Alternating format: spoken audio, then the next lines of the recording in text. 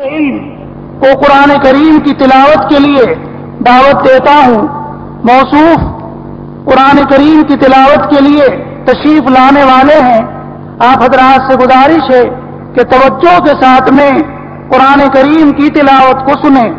मोहम्मद असलम गुड्डावी।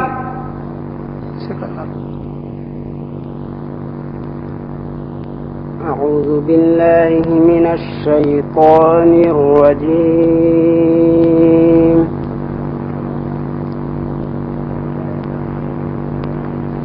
بسم الله الرحمن الرحيم.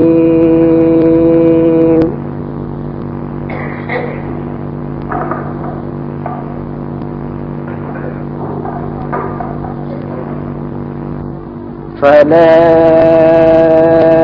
أقسم بمواقع النجوم.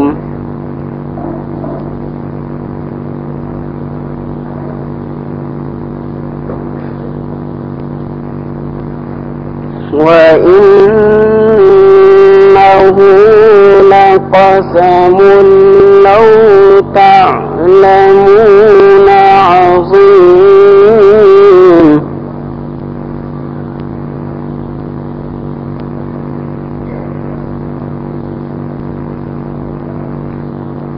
إنه لقرآن كريم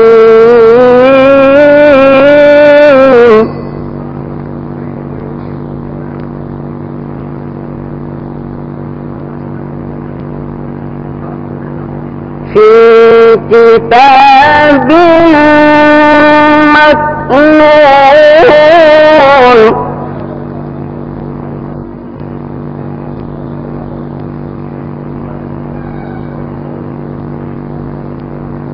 لا يمسه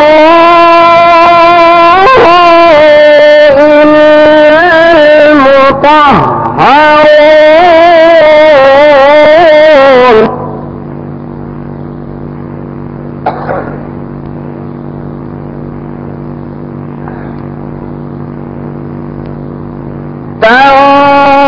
تنزيل من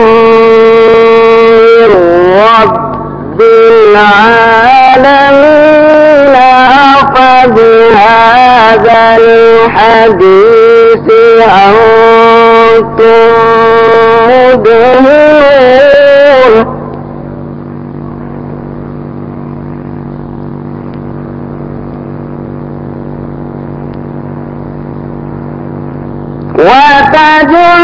وتجعلون رزقكم أنكم تكذبون.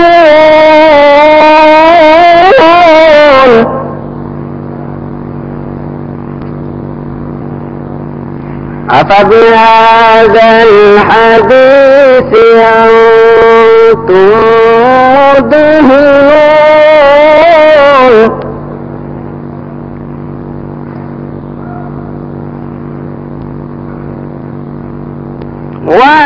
وتجعلون رزقكم أنكم تكذبون.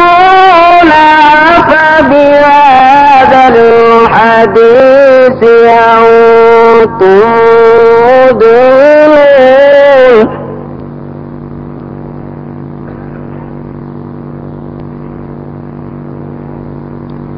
فلولا إذا بلغت الحلقوم وأنتم حينئذ تنظرون.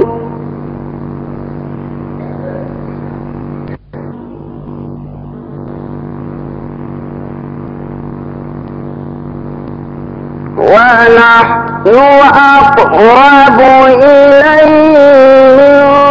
منكم ولكن لا تبصرون.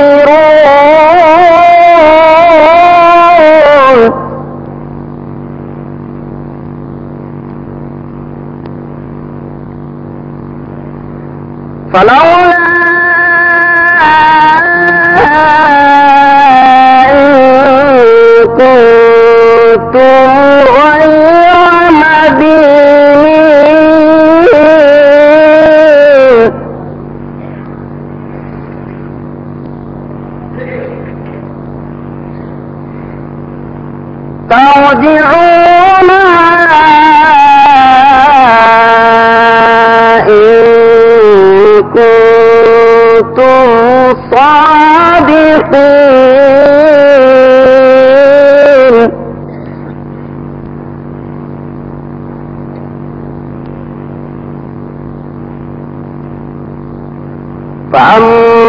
فأما إن كان من المقربين فروح وريحان وجنة نعيم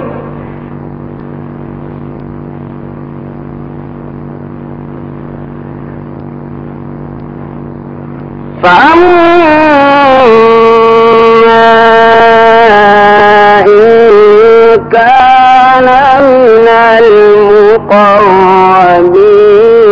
فروح وريحان وجنة نعيم صدق الله العظيم.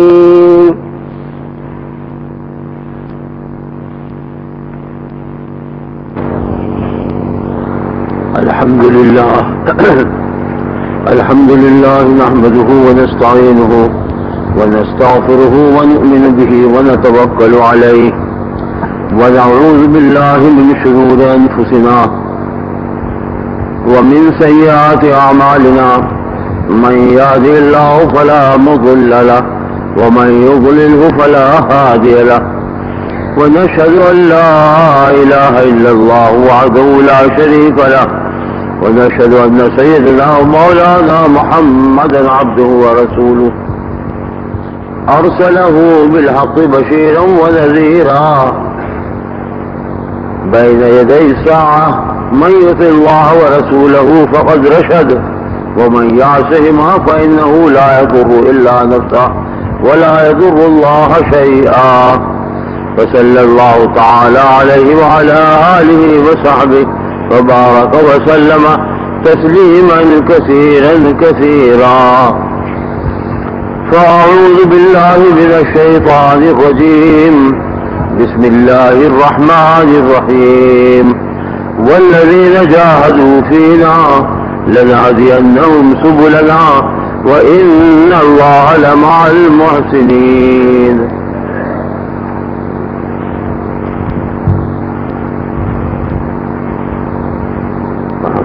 لگ رہی کیا بدل آدمی مجھے بہت ہو جائے گا.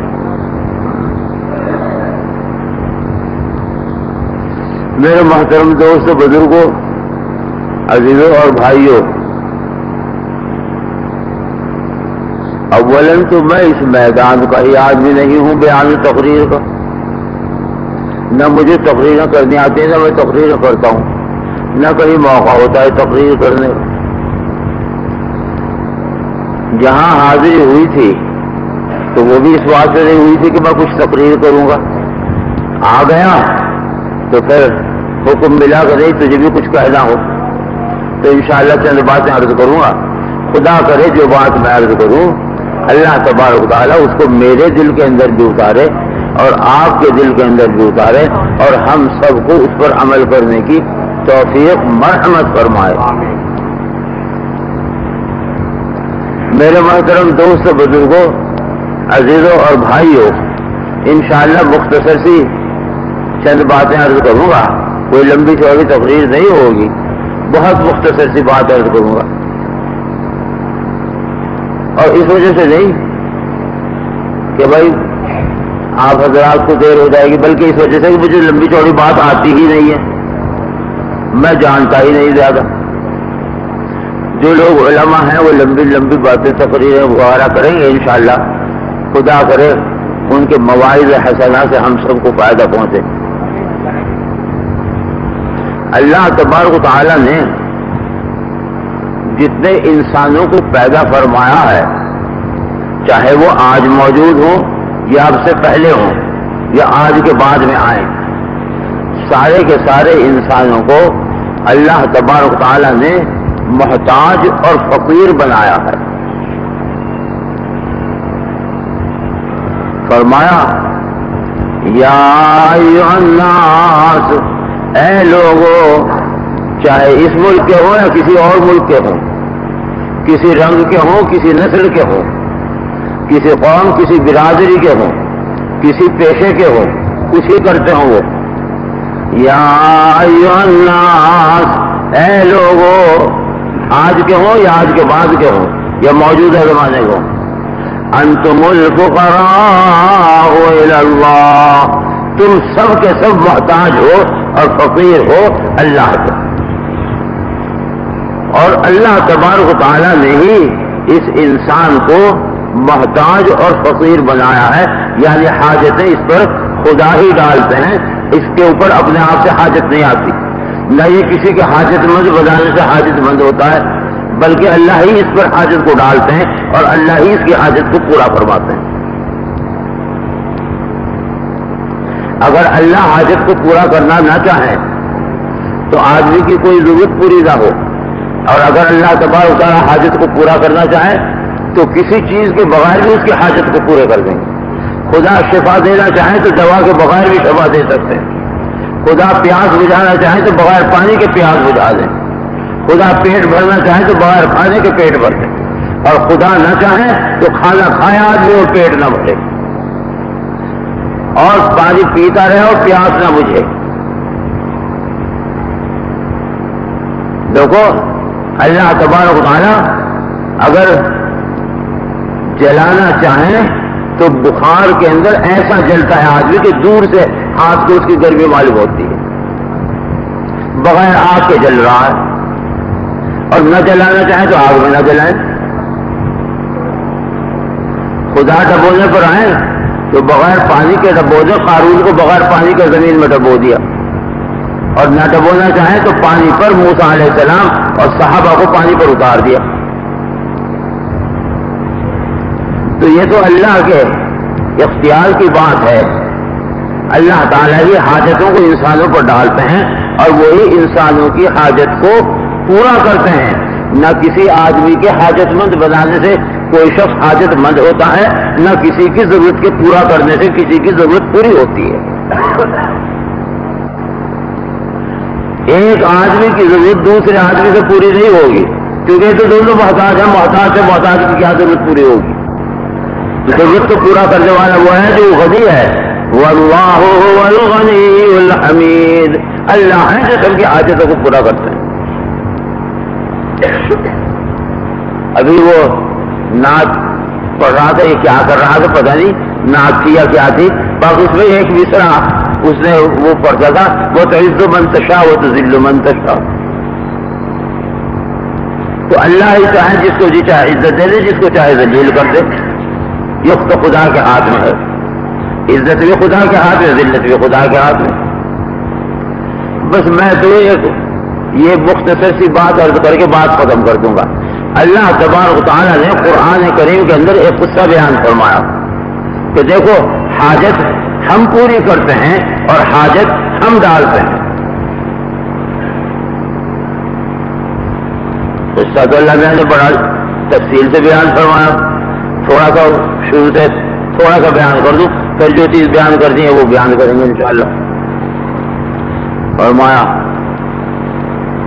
أَلَمْ تَرَ إِلَى الْمَلَإِ مِنْ بَنِي إِسْرَائِيلَ مِنْ بَعْدِ مُوسَىٰ، کیا تم کو وہ واقعہ معلوم نہیں ہے جو بنی اسرائیل میں موسیٰ علیہ السلام کے بعد میں پیش آیا؟ وہ نہیں دیکھا تم نے وہ قصہ کیا ہوا؟ أَلَمْ تَرَ إِلَى الْمَلَإِ مِنْ بَنِي إِسْرَائِيلَ مِنْ بَعْدِ مُوسَىٰ إِذْ قَالُوا لنبي له ابعث لنا ملكا نقاتل في سبيل الله. جب قوم نے یوں کہا کہ اگر ہمارا کوئی بادشاہ ہو جائے تو پھر ہم اللہ کے دین کے لیے جانیں قربان کر دیں گے، محنت کریں گے اور دین کو عالم میں چمکا کر کے رہیں گے، مگر کب؟ پہلے ہمارا کوئی بادشاہ مقرر ہو جائے.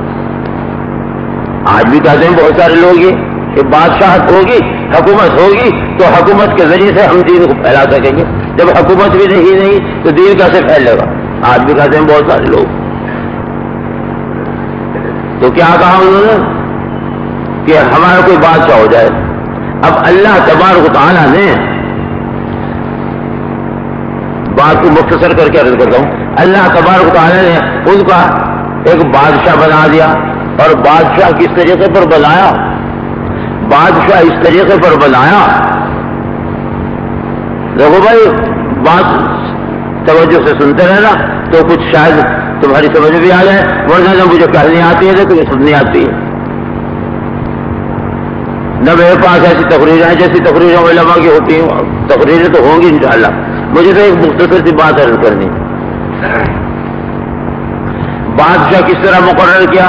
اللہ میاں نے ایک تو دے دیا پیمانہ، کہا اس سے ناپ لو، جس آدمی کا قد اس کے برابر ہو جائے وہ بادشاہ ہے. اور دوسری بات یہ، اللہ میاں جانتے ہی نہیں آدمیوں کو، ان کے مزاج کو بھی جانتے ہیں. یہ ویسے ہی پیمانہ رہ جائے گا چھوٹا، کہنے لگیں جو ہو گیا برابر ہو گیا برابر ہو گیا جی ہو گیا. 10-20 آدمی کھڑے ہو کے کہنے لگیں گے، ڈنڈے کے زور سے کہلوا لیں گے، نہیں کیا کوئی کہے گا تو کہ جی ہاں ہو گیا. مگر اللہ تعالیٰ نے کیا کیا؟ ایک پیالے میں تیل دے دیا کہ اس تیل کے اندر جوش بھی آ جائے.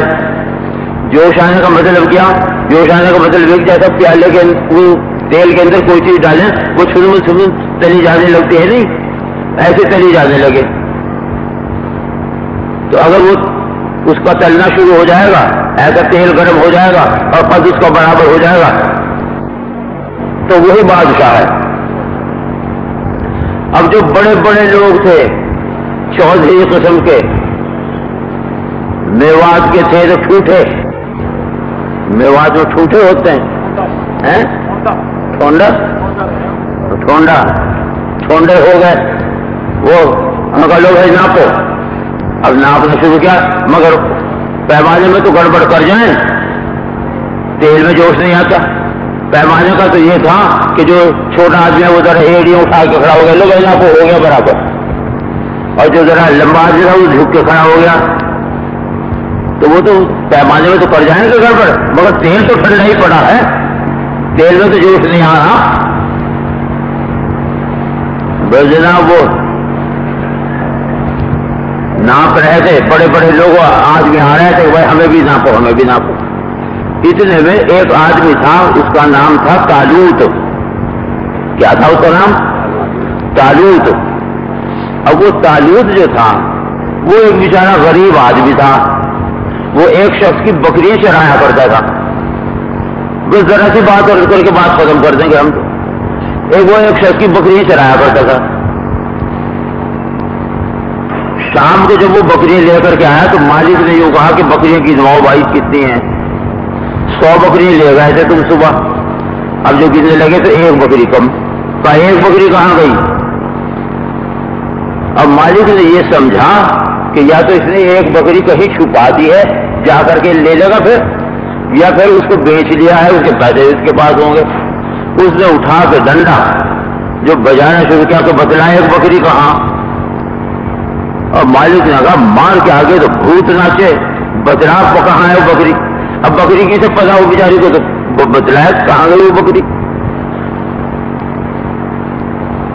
تو مار پیٹ کے جب وہ تھک گیا اسے چھوڑ دیا. یوں کہا کہ کل کو یا تو بکری لے کر کے آنا یا بکری کے پیسے لے کر کے آنا. کہیں تو ہوگی بکری ہوگی تو بکری لے آئے گا، اگر نہیں بیچی ہوگی پیسے اس کے پاس ہوں گے تو پیسے لے آئے گا. مار سے بعض آدمی بتلاتا نہیں، پکا جو ہوتا ہے پکا آدمی وہ پکا نہیں بتلاتا، مار سے جان دے جائے گا مگر بات نہیں بتلائے گا. اب جب اس کو شام کو جا کر مالک کو پھر بتلانا تھا، دن بھر وہ بکری تلاش کرتا رہا اپنی، تو اپنی بکری ڈھونڈتا پھر رہا تھا. وہ جو اپنی بکری ڈھونڈتا پھر رہا تھا اس نے دیکھا کہ یہاں بھیڑ لگ رہی ہے، وہاں مل رہی تھی بادشاہت. لوگوں نے کہا اچھا بھائی اسے بھی ناپ کے دیکھو. انہوں نے کہا بھائی ہمیں کیا ناپتا، ہم تو شام کو ناپیں گے، وہاں مالک کے یہاں ناپے جائیں گے، ہم تو ہم کو مت ناپو بھی. تم ابھی سے ناپنے لگے، ہم تو اپنی بکری ڈھونڈتے پھر رہے. اگر بکری کیا یہاں سے مل رہی ہے بادشاہت، تو آدھا بادشاہت کیا پتا تو ہی تیری ہی مقدر میں ہو جائے بادشاہت، تیرا ہی قد ہو جائے برابر. تو کہا جی ہمارا قد کہاں سے برابر ہو جائے گا، ہمارے اوپر تو رات کو بج لیا ہے، ناپے جا چکے رات ہم، اور اب شام کو پھر ناپے جائیں گے. ہمیں بادشاہت ملے گی یا یہ ڈنڈے ملیں گے؟ خیر لوگوں کے کہنے سننے سے وہ آ گیا، اور آنے کے بعد اسے بڑا افسوس ہوا. دیکھو ایک آدمی تھا، ذرا سی ایک بات درمیان میں آ گئی. ایک آدمی تھا بھوکا، جنگل کے اندر پھر رہا تھا اور بھوک کی وجہ سے نڈھال ہو گیا. اس کو ایک تھیلی پا گئی موتیوں کی. اس نے ہاتھ لگا کے دیکھا کہ بھئی ہے تو کوئی گول گول چیز. اس بڑا خوش ہوا، لگا شاید اس میں چنے ہو. جب کھول کر کے دیکھا اس میں موتی، تو ہاتھ سے پھینک دی. تو موتیوں کا ہم کیا کریں گے، ہمیں تو بھوک لگے، ہم سمجھے چنے ہوتے تو بہت خوش ہو جاتا. اب یہ آیا آ تو گیا یہاں. انہوں نے کہا بھائی اب ہم بھی تو کہاں اس کے قابل ہیں کہ ہم بادشاہ بنیں گے، اور یہ جب بڑے بڑے لوگ موجود ہیں یہاں، ان کی یہ کسی کو بادشاہ کہاں بدلنے دیں گے. اب اس کو جو ناپا تو پیمانہ بھی اس کے برابر ہو گیا، تیل میں بھی جوش آ گیا. اور لوگوں نے کیا کہا، اَنَّا يَكُونُ لَهُ الْمُلْكُ عَلَيْنَا، اس کی حکومت کیسے چلے گی، یہ تو فقیر ہے. وَلَمْ يُؤْتَ صَاعًا مِّنَ الْمَالِ، اس کے پاس اتنے تو پیسے بھی نہیں کہ بکری کے پیسے دے کے اپنی جان بچا لے. یہ بادشاہ بنے گا، یہ بادشاہ چلائے گا. ارے بھائی ہم اگر بادشاہ ہوتے تو ہم تو 10-20 آدمیوں کو چلاتے ہیں، تو اور 100-200 کو چلا لیتے اور حکومت ہماری بڑی ہو جاتی. ہم کو تو بادشاہت کرنی آتی ہے، مگر یہ اس کی بادشاہت کیسے چلے گی. اور اللہ تبارک و تعالیٰ نے کیا کہہ دیا، اللہ تبارک و تعالیٰ نے یوں فرما دیا کہ یہ دیکھو یہ تمہارے ووٹوں سے بنا ہوا نہیں ہے، یہ تمہارا منتخب کیا ہوا، تمہارا چنا ہوا نہیں ہے کہ بھائی فلاں پہ مہر لگائیے، سائیکل پہ لگائیے، کتے پہ لگانا، گدھے پہ لگانا. یہ تمہارا انتخاب کیا ہوا نہیں ہے. اللہ تعالیٰ نے فرما دیا قال ان اللہ اصطفیٰ علیکم، اللہ نے اس کا انتخاب کیا ہے، اللہ نے چنا ہے اس کو. جب اللہ نے اس کا انتخاب کر دیا تو بس اللہ ہی اس کی حکومت کو چلائیں گے، کیونکہ حکومت کے چلانے والے تو اللہ ہیں. ارے میاں اللہ میاں چاہیں تو حکومت لے لیں، دودھ پینے والوں سے دے دیں تو منہ پینے والوں کو دے دیں. یہ تو اللہ کے اختیار کی بات ہے. اللہ میں ایسے غریب آدمی سے چلوا دیں حکومت، نہ چلوائیں تو مالداروں سے نہ چلوائیں. بڑی مالدار حکومتیں فقیر ہو گئی، لوٹ بچائی انہوں نے شروع کر دی، یہاں سے مال لے لو، یہاں سے مال لے لو. کیا کریں، اب فقیر ہو گئے، ہمارے پاس کچھ رہا نہیں ہے. نوٹ بھی چھاپ چھاپ کر کے دینے لگے تو وہ بھی جعلی. فقیر ہو گئے. اللہ چاہے مالدار کو فقیر کر دے، اللہ چاہے فقیر کو مالدار کر دے. یہ تو اللہ کے اختیار کی بات ہے. تو اللہ تعالیٰ نے فرما دیا قال ان اللہ اصطفاہ، اللہ نے اس کا انتخاب کیا ہے. اور کیا ہے، کس بات پر اس کا انتخاب کیا ہے؟ ویسے ہی اللہ تعالیٰ نے آزاد انتخاب کر دیا. ان اللہ اصطفاہ وزادہ بسطۃ فی العلم والجسم، اس کے پاس دو چیزیں ہیں، ایک تو جسم ہے خدا کے حکموں کے مطابق استعمال ہونے والا، اور ایک اس کے پاس علم ہے، اس علم کے مطابق اپنے جسم کو استعمال کرے گا. علم سے عمل بنائے گا، اور عمل بنے گا اس کا عمل سازی ہوگا بدن سے. بھائی بغیر جسم کے آدمی کا عمل تو نہیں ہو سکتا. جسم سے اگر کچھ نہیں کرے گا تو عمل ہی نہیں ہونے کا. اس کے پاس 2 چیزیں ہیں، ان 2 چیزوں پر ہم نے اس کو بادشاہت دے دی. وہ تمہارے پاس نہیں ہے، نہ تمہارے پاس علم ہے اور نہ تمہارا جسم استعمال ہوتا ہے اللہ کے حکموں کے مطابق، علم کے مطابق. پھر لوگوں نے کیا کہا؟ میں تو انشاءاللہ مختصر سی بات عرض کر کے ختم کر رہا، بیان تو ہوگا انشاءاللہ اس کے بعد میں. اب اللہ تبارک و تعالیٰ نے کہا اچھی بات ہے، اب بتلاؤ کیا کہتے ہو؟ باجی بس اب تو بادشاہ ہو گیا، اب تو چلیں گے. اور بھائی لکھواؤ نام. اب جس طرح جماعت میں لوگ نام لکھوانے لوگ لکھو بھائی ہمارا بھی نام، ہمارا بھی نام، ہمارا. ہزاروں نام لکھے، 70,000 آدمیوں کے نام آ گئے. کتنے کیا ہے؟ 70,000 کے. اور اللہ تعالیٰ نے کیا فرمایا؟ میں تو وہ پانی کی پیاس کی بات بتلا رہا تھا، وہ اب انشاءاللہ اب آ جائے گی ذرا سی دیر میں، ذرا سی بات کرنی. جب آ گئے تو قال ان اللہ مبتلیکم بنہر، ہم تم کو آزما کر کے دیکھیں گے کہ تمہاری یہ بات صرف زبان کا بول ہے یا دل کے اندر کی حقیقت ہے. یہ تو سب کہتے ہیں ہم اللہ پر ایمان لائے ہیں، اللہ ہمارا رب ہے، اللہ پالنے والے ہیں، ہم لا الہ الا اللہ کرنے والے ہیں، سب کہہ دیں گے. ان اللہ مبتلیکم بنار، اللہ تعالیٰ ایک نہر پہ آزمائیں گے. اب کہاں گئے؟ کہا چلو بھائی. اور جب چلے 70,000 تو آ گئی سامنے سے ایک نہر، اور اللہ میاں نے دھوپ چلا دی، بہت تیز دھوپ، اور ہوا گرم گرم چل رہی ہے، اور ان کے پیاس کا یہ عالم کہ ہونٹ سفید ہو گئے اور زبانیں خشک ہو گئی، اور سامنے نہر بہ رہی ہے. ان اللہ مبتلیکم بنہر فمن شرب منہ فلیس منی ومن لم یطعمہ فإنہ منی، جو اس میں سے چکھے گا بھی نہیں وہ ہے ہمارا. تو اور جب پیاس لگ رہی ہے، برا حال ہو گیا پیاس کی وجہ سے، زبانیں خشک ہو گئی اور ہونٹ سفید ہو گئے، تو کیا کہنے لگے؟ جی بات تو یہی ہے، نبی کی بات تو سراخوں پر، اللہ کا جو حکم ہے وہ سراخوں پر، لیکن حالات کو تو دیکھو، حالات کیا ہیں؟ کیونکہ حالات کو دیکھو. آگے جا کر کے جالوت کا مقابلہ کرنا ہے، ہمیں نکال تو دیا ہے جالوت کے مقابلے کے واسطے، اور اب اتنی پیاس کی شدت میں ہم تو خود ہی گرے جا رہے ہیں، وہاں جا کر کے کیا کریں گے؟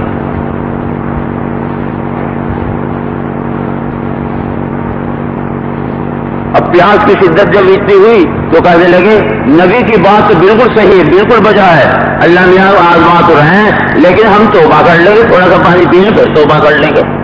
توبہ کا تو دروازہ بند نہیں ہوا، توبہ کر لیں گے، ذرا سا پانی پی لیں. ہمارے سب کا یہی حال ہے آج کل. کھیتیوں میں، زمینوں میں، اور کہیں رشوت میں، کہیں سود میں، کہیں سود کی نہریں بہ رہی ہیں، کہیں شراب کی نہریں بہ رہی ہیں، اور کہیں جوئے کی نہریں بہ رہی ہیں، کہیں زنا کی نہریں بہ رہی ہیں. نہریں بہ رہی ہیں، ہر ایک چیز کی نہر بہ رہی ہے. اور لوگ ترغیب دے رہے ہیں کہ ہاں وہ تو ٹھیک ہے اللہ کا حکم، لیکن حالات کو دیکھو. اگر کام چلانا ہے، اگر تجارت کرنی ہے تو بغیر سود کے کیسے ہو جائے گی؟ اگر کھیتی کرنی ہے تو ٹریکٹر بغیر سود کے کیسے مل جائے گا؟ ٹریکٹر لیں گے سود پر.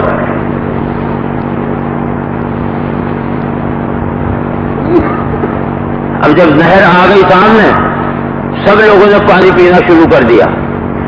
لوگ کہتے ہیں سب لوگوں نے پانی پینا شروع کر دیا، اور کہتے یہ رہے کہ بھائی توبہ کر لیں گے، اللہ کا حکم سر آنکھوں پر ہے، اللہ کا حکم ضرور بجا لائیں گے، لیکن تھوڑا سا تو پانی پی ہی لیں.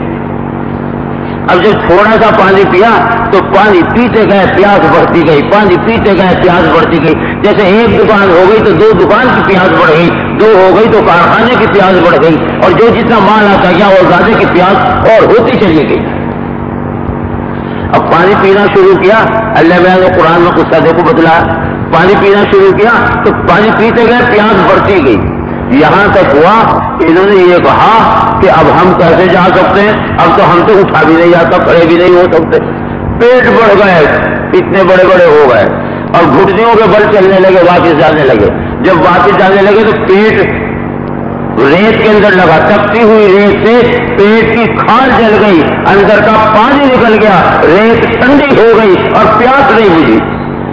میں نے یہ کہا تھا کہ پیاس اللہ لگاتے ہیں اور اللہ نہ بجھانا چاہیں تو پانی سے پیاس نہیں بجھ سکتی۔ اسی واسطے جب آدمی پانی پیتا ہے تو یہ نہیں کہا کہ پانی کا شکر ادا کر دیا کرو کہ پانی تو نے پیاس بجھا دی، پانی تھوڑا ہی پیاس بجھاتا ہے، یہ کہا الحمدللہ کہا کرو کہ یا اللہ تو نے پیاس بجھا دی، تیرا شکر ہے۔ اب یہ واپس آنے لگے، ان کی صورتیں بھی بس ہو گئی، صورتیں بھی بدل گئی، کچھ سے کچھ ہو گئی، اور تھوڑے سے آدمی تھے۔ فرمایا جناب رسول اللہ صلی اللہ علیہ وسلم نے ان کی تعداد اتنی تھی جتنی بدر والوں کی تعداد۔ بدر والے کتنے تھے بھائی؟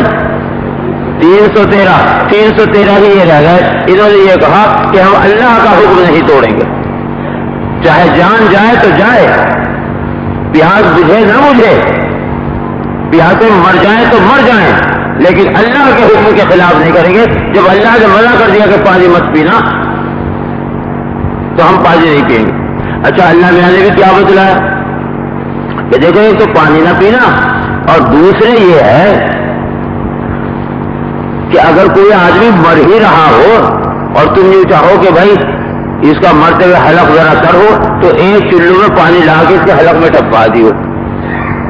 اب ایک ہاتھ میں جب پانی رہے کیا ہوگا؟ اگر میرے جیسے ہاتھ ہوں گے تو وہ انگلیوں کے بیچ میں کو نکل جائے گا، وہاں تک آتے آتے ذرا بار سے 2-4 قطرے رہے تو اس کو حلق میں ٹپکا دو۔ مگر یہ نہیں بتلایا کہ پانی پلا دو، اسے پانی پلانے کو منع کر دیا، بھائی پانی مت پلانا، مرتے ہوئے کو بھی پانی مت پلاؤ۔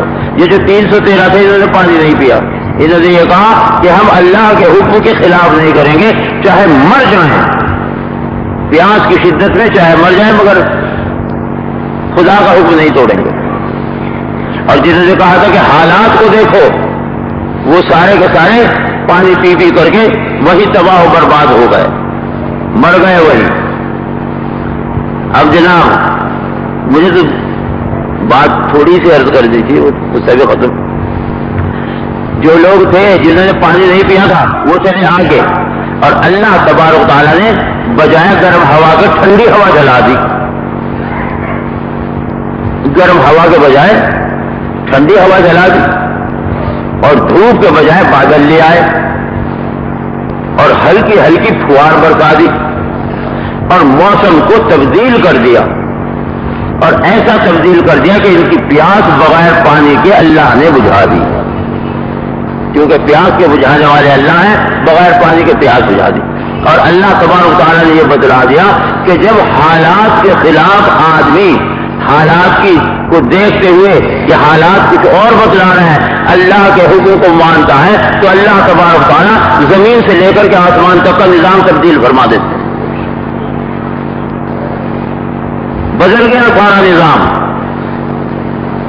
وہ جو گرمی والا تھا وہ ختم ہو گیا، ٹھنڈک والا ہو گیا۔ اب انہوں نے کیا کیا؟ پیاس تو بجھ گئی، بغیر پانی کی بجھ گئی، اور یہ گئے اس کے مقابلے میں، جالوت کے مقابلے میں۔ تو تھوڑا سا قصہ باقی رہے گا، چلو اسے بھی پورا کر دوں۔ اس میں حضرت داؤد علیہ السلام بھی تھے ان 313 میں۔ تو طالوت نے یوں کہا حضرت داؤد علیہ السلام کے والد سے کہ تمہارے کتنے لڑکے ہیں، کہاں ہیں وہ؟ تو کہا میرے تو 5 لڑکے ہیں، 6 کے بجائے 5 ہی بدلا ہے۔ داؤد علیہ السلام کو نہیں بدلا ہے، کیونکہ وہ تھے ایسے دبلے پتلے، ہڈی اور چمڑا، زرد رنگ، چھوٹے سے قد۔ تو کہا یہ کیا کرے گا جا کے؟ وہ 5 بدلا ہے، وہ جوان تھے، بڑے لمبے چوڑے، یہ خود کو دکھلائے لا کے کہ یہ ہیں۔ تو طالوت نے کہا ہاں بھائی یہ تو بہت اچھے ہیں، بڑے اچھے جوان ہیں ماشاءاللہ۔ اور بھی کوئی ہے کہ جی ایک ہے، وہ تو اس کا تو ہونا نہ ہونا برابر ہے، ویسے ہی لگ کے چلا ہے، تو اسے بھی دکھنا ہوگا گا۔ اب وہ داؤد علیہ السلام کو بھی لے کر کے آئے۔ اب داؤد علیہ السلام دبلے پتلے، ہڈی اور چمڑا، گوشت کا نشان، زرد رنگ، خون نہیں، کچھ نہیں۔ کہا یہ تو ایسا ہے، اسے کوئی دھکا دے دے گا جب گر جائے گا، اس کو کیا کرو؟ طالوت نے کہا نہیں یہی ٹھیک ہے، اسی کو بھیجا جالوت کے مقابلے میں۔ ابھی یہ داؤد علیہ السلام نے کہا کہ جب میں آ رہا تھا مجھے 3 مٹی کے ڈھیلے ملے تھے، اور وہ مٹی کے ڈھیلے جو تھے اس میں سے یہ آواز آئی کہ داؤد ہمیں اٹھا لو. میں نے یوں سمجھا کہ یہ کسی نے استنجا کر کے رکھ دی ہوں، کبھی تو پاک سے پاک ہوں، میرے بھی ہاتھ خراب ہوں گے. جو کہ میں نے ذرا سا اس کو دیکھا تو بالکل پاک صاف تھے وہ ڈھیلے مٹی، وہ میں نے اٹھا کے جیب میں ڈال لیے. وہ ہیں بس میرے پاس، اور کچھ نہیں، لاٹھی نہیں، ڈنڈا نہیں، نیزا نہیں ہے، تیر نہیں، کمان نہیں، تلوار نہیں، کچھ بھی نہیں، بس ایک 3 ڈلے ہیں میرے پاس. کہ یہی لے کر کے چلے جاؤ. اب وہ لے کر کے گئے. ادھر سے جالوت آیا گھوڑے پر سوار ہو کر کے، خوذ پہن رکھا لوہے کا اور زرہ پہن رکھی ہے، اور بڑا عمدہ گھوڑا اور بڑا تکڑا آدمی. اس نے کہا بھیجو میرے مقابلے میں کس کو بھیج دو. اور طالوت نے کہا داؤد جاؤ تم لوگ. اور جب داؤد علیہ السلام گئے تو اس نے یوں کہا ارے اسے لڑکے کو میرے مقابلے میں بھیج دیا، میں کوئی کتا ہوں کہ ڈلے مار کے بھگا دے گا؟ یہ کتا سمجھا ہے مجھے، اسے میرے مقابلے میں تو بھیج دیا. اور داؤد علیہ السلام نے مارا جو ایک ڈلا، وہ چلا گیا اوپر جا کے اوپر سے نیچے گرا. اس کے خود کو پھاڑا، اس کے سر کو پھاڑا، اس کے سینے کو پھاڑا، گھوڑے کے پیٹ کو پھاڑا، اور زمین کے اندر دھس گیا وہ ڈل. اور جب اس کی فوج نے دیکھا کہ ایک دبلا پتلا سا ذرا سا لڑکا اس کے ایک ڈلے سے اتنا بڑا پہلوان، اتنا بڑا طاقت والا آدمی اس طریقے سے برباد ہو گیا تو ہمارا تو کیا حال ہوگا؟ سب بھاگ پڑے. اور ان کو جو فتح ملی وہ کس بات پر ملی؟ انہوں نے دعا کی تھی کہ یا اللہ ہم کو فتح عطا فرما دے، اور یہ جو ہم پیاسے آ گئے ہیں تو ہم کو صبر عطا فرما دے. ربنا افرغ علينا صبرا وثبت اقدامنا وانصرنا على القوم الكافرين. اور ہمارے قلبوں کو جمائے رکھنا اسی بات پر ہم جمے رہے، اور ہم کو ان پر فتح دے دینا. اللہ میرے فتح دے کر کے دکھلا دی. مجھے تو چھوٹا سا قصہ اس بات سے بیان کرنا تھا کہ اللہ تبارک تعالیٰ ہی پیاس کو بجھاتے ہیں، وہ نہ بجھانا چاہیں تو کسی چیز سے پیاس نہیں بجھ سکتی. کیا بج گئے بھائی؟ 11 بج گئے. دعا بھی کریں. تو اللہ تبارک و تعالیٰ ہی انسانوں پر حاجت کو ڈالتے ہیں، اللہ تعالیٰ ہی انسانوں کی حاجتوں کو پورا کرتے ہیں. اور اللہ تعالیٰ قبر کے اندر سب سے پہلے یہی بات پوچھیں گے کہ بتلاؤ تمہاری حاجت کہاں سے پوری ہوتی تھی؟ پہلی بات یہ من ربوں کا، تمہاری ضرورتیں کہاں سے پوری ہوتی تھی؟ اگر آدمی سمجھتا ہے کہ ہمارا تو کام دکان سے چلتا تھا تو دکان سے تو کہہ نہیں سکتا، کیونکہ اس وقت میں اللہ تبارک تعالیٰ کہ وہاں جھوٹ تو بول نہیں سکتا. یہاں دنیا میں تو آدمی جو جی چاہے کہہ دے. دنیا میں تو بیٹھا ہوا کھا رہا ایک دوست کے ساتھ میں، بہت دنوں کے بعد میں تو وہ دوست ملا تھا، اس کے ساتھ میں بیٹھ کر کے حلوہ کھا رہا ہے. اور اتنے میں ایک آدمی آیا السلام علیکم، تو دل میں تو یوں کہہ رہا یہ کم وقت اس وقت میں کہاں آ مرا، اس وقت حلوہ کھاتے ہوئے یہ بھی آ گیا. اور زبان سے کیا کہہ رہا؟ واہ واہ واہ بہت اچھا، وہ بہت اچھے موقع پہ آ گئے آپ، آ جاؤ آ جاؤ آ جاؤ. زبان سے کچھ کہہ رہا، دل میں کچھ کہہ رہا. دل میں کچھ ہے، زبان سے کچھ ہے. یہاں تو یہ ہو جائے گا، لیکن وہاں آخرت میں افلا يعلم اذا بعثر ما في القبور وحصل ما في الصدور. دلوں کے اندر جو کچھ ہے وہی آئے گا زبانوں پر، وہی ظاہر ہوگا، وہی نکلے گا. یہ نہیں کہ جس طرح یہاں ہے دل کے اندر کچھ ہے زبان پر کچھ ہو، یہاں کی طرح نہیں ہوگا اس کا معاملہ. تو اللہ تبارک و تعالیٰ انسانوں پر حاجتوں کو ڈالتے ہیں، اور انسانوں کو اس واسطے دنیا میں بھیجا کہ ان پر حاجتوں کو ڈال کے اور ان کی حاجتوں ضرورتوں کو پورا کر کے پھر قبر میں پوچھیں گے بتلاؤ تمہاری ضرورت کہاں سے پوری ہوتی. جو آدمی نہ تو کہہ سکتا ہے دکان سے، اس لیے کہ دکان سے تو ضرورت پوری ہوتی نہیں، دکان تو خود محتاج ہے، محتاج سے محتاج کی ضرورت کیا پوری ہوگی. اسی بات سے تو ہم یہ کہتے ہیں کہ جو چیز اپنے بننے میں، دیکھو بات کو سمجھ لینا، جو چیز اپنے بننے میں محتاج ہے ہماری، وہ ہماری حاجت کیسے پوری کر دے گی؟ ہمارے تو ہاتھ کی بنی ہوئی چیز ہے، وہ ہم نے تو ہاتھ سے بنایا. جب ہم نے اپنے ہاتھ سے اس کو بنایا ہے تو اس سے ہماری حاجت کیسے پوری ہوگی؟ وہ تو خود اپنے بننے میں بھی محتاج ہے ہماری، ہم نہ بناتے تو وہ بنتی ہے نا. تو جو چیز اپنے بننے میں ہماری محتاج ہے وہ ہماری حاجت کیا پوری کرے گی؟ ہماری حاجت تو وہ پوری کرے گا جو کسی کا محتاج نہیں ہے۔ تو بھائی میرے محترم دوستوں، بزرگوں، عزیزوں اور بھائیوں، مجھے تو تقریریں تو آتی نہیں ہیں، میں نے تو مختصر سی بات یہ عرض کی کہ اللہ تبارک و تعالیٰ انسانوں پر حاجتوں کو ڈالتے ہیں اور حاجتوں کو خود ہی پورا فرماتے ہیں، اور پورا فرمانے کے بعد میں یہ دیکھتے ہیں کہ یہ آدمی حاجت کے پورا ہو جانے کو کہاں سے جانتا ہے، ہم سے جانتا ہے یا ہمارے غیر سے جانتا ہے؟ اگر ہم سے جانتا ہے تو ہمارے اوپر اگر اس کا ایمان ہے تو یہ ہم سے جانے گا، کیونکہ اللہ تبارک و تعالیٰ، دیکھو ایک بات مختصر سی عرض کر دوں، اللہ تبارک و تعالیٰ جو اپنی ذات میں جیسے ہیں ویسے ہی اپنی صفات میں ہیں۔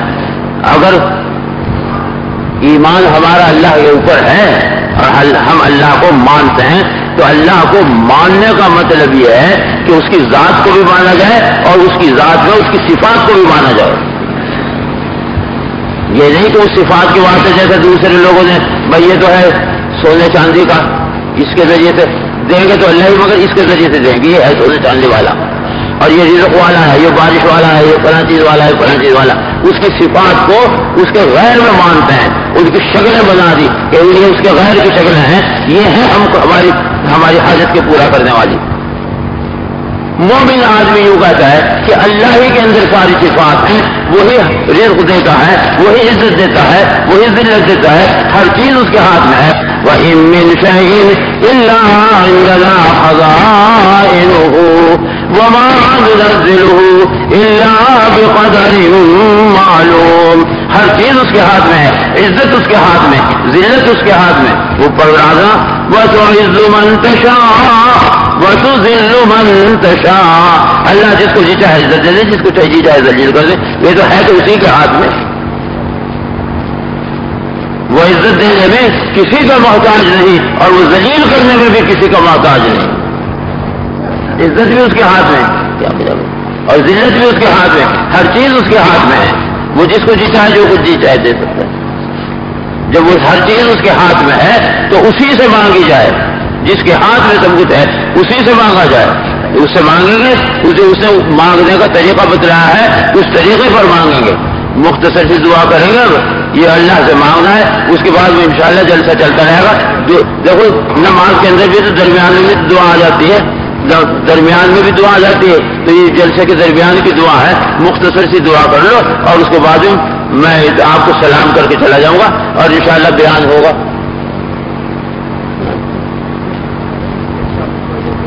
اچھا ہاں، تو دعا کے الفاظ ویسے ہی کہہ لو تاکہ جو نہ معلوم ہو کہ جلسہ ختم ہو گیا۔ جلسہ ختم نہیں ہوا بھی، جلسہ تو بھی ہوگا، تقریر ہوگی، بیان ہوگا اور علماء کا بیان ہوگا، میرے جیسے جاہلان کے بیانات ہوں گے، ان سے اللہ تبارک و تعالیٰ ہم سب کو مستفید فرمائے فائدے سے۔ اور بھائی یہاں ہماری حاضری کو اللہ تبارک و تعالیٰ قبول فرمائے۔ اور سب سے بڑی بات یہ ہے کہ اللہ تبارک و تعالیٰ اپنی ذات عالی کا یقین ہم کو نصیب فرمائے اور اس کی باتوں پر عمل کرنے کا شوق اور جذبہ عطا فرمائے۔ ہم دوسرے لوگوں کی باتوں پر عمل کرنے لگے، دوسرے لوگوں کے طریقے اختیار کرنے لگے، اس کا نتیجہ یہ ہوا کہ نہ ہم ادھر کے رہے نہ ادھر کے رہے، ہر ایک نے ٹھوکر مار دیا ہمارے طرف۔ اب تو اللہ تبارک و تعالی ہم سب کو بس اپنا بنا لے اور اپنے علم کے مطابق زندگی گزارنے کی توفیق دے دے۔ اگر خدا کے علم کے مطابق ہماری زندگی آ جائے گی تو جس طرح طالوت کو اللہ نے فقیر آدمی کو بادشاہت دے دی اور جس طرح اس کو کامیاب کر دیا بغیر ہتھیاروں کے، اللہ تبارک و تعالی ہم سب کو بھی کامیاب فرما دیں گے۔ السلام علیکم۔ جلسہ ابھی آگے بھی چلے گا، آپ سب آپ تشریف رکھیں۔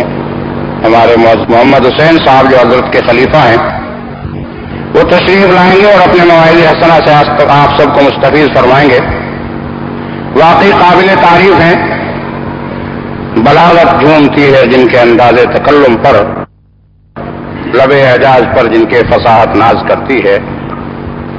میں انہیں یہ کہہ کر دعوت دوں گا کہ اہل جلسہ منتظر ہیں آپ کے عالی وقار، آپ کے وعظ و نصیحت کا ہے ان کو انتظار۔ مجھے امید ہے کہ وہ میری درخواست کو قبول فرما کر آپ سب حضرات کو اپنے کلمات طیبات کو مستفیض فرمائیں گے۔ مولانا محمد حسین صاحب تشریف لائیں مائک پر۔ دوستو، ایک بہت مختصر سی بات ہے۔ ابھی چند دن پہلے دارالعلوم کی دارالحدیث میں علم حدیث کی ایک کتاب پوری ہوئی اور اس کے اختتام پر شیخ الحدیث صاحب نے 2 نصیحتیں فرمائی۔ 2 نصیحتیں فرمائی شیخ الحدیث صاحب نے، مجھے بڑی پسند آئی۔ اللہ مجھے بھی اور آپ کو بھی عمل کی توفیق عطا فرمائے۔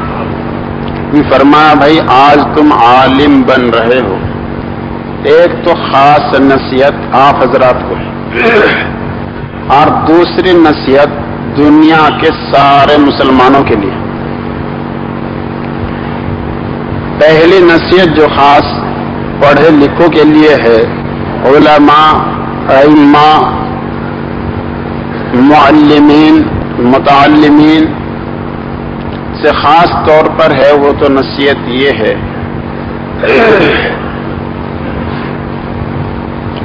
کہ تعلیم و تعلم بڑی حکمت کے ساتھ کرو، بڑی حکمت کے ساتھ، تدبیر کے ساتھ، شفقت کے ساتھ، نرمی کے ساتھ، اچھے انداز میں بچوں کو چپکانے کی کوشش کرو۔ اگر آپ حضرات نے مساجد، مکاتب، مدارس میں ڈنڈا بجایا اور ادھر اسکولوں کے اندر ٹوفی کھلائی جا رہی، تو بتاؤ بچے کہاں جائیں؟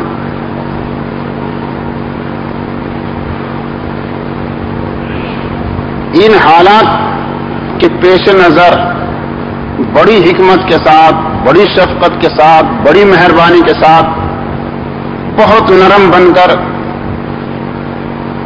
حضرت نبی کریم صلی اللہ علیہ وسلم کے پیارے طریقے کو سامنے رکھ کر بچوں پر انتھک محنت کی جائے۔ بنانا بھی ہے ان کو کچھ بنانا بھی ہے، بس وہ کیسے بنے گا، پٹائی بھی نہیں کرنی ہے، ان کو بنانا بھی ہے۔ یہ کیسے بنانا ہے، بس اس کے بارے میں سوچیں۔ حضرت نبی کریم صلی اللہ علیہ وسلم رات کو کس طرح دعائیں کرتے تھے اور دن میں اللہ کی مخلوق پر کیسے محنت کرتے تھے۔ جس طرح حضرت نبی کریم صلی اللہ علیہ وسلم امت کے واسطے تڑپے ہیں، اسی طرح ہر استاد کو اپنے شاگردوں کے واسطے تڑپنا پڑے، ہر باپ کو اپنی اولاد کو بنانے کے لیے اسی طرح تڑپنا پڑے گا جس طرح نبی علیہ السلام امت کے واسطے تڑپے۔ اور ارشاد فرما، دوسری نصیحت میری سارے مسلمانوں سے، دنیا کے سارے مسلمانوں سے ایک نصیحت کرتا ہوں۔ فرما شیخ الحدیث صاحب نے، آج دنیا میں ہر چیز کا اہتمام ہو رہا ہے، کھانے کا اہتمام، پینے کا اہتمام، پہننے کا اہتمام، دیکھنے کا اہتمام، سننے کا اہتمام، تجارت کا اہتمام، کاشتکاری کا اہتمام، پڑھانے کا اہتمام، پڑھنے کا اہتمام، ساری چیزوں کا دنیا کے اندر خوب اہتمام ہو رہا۔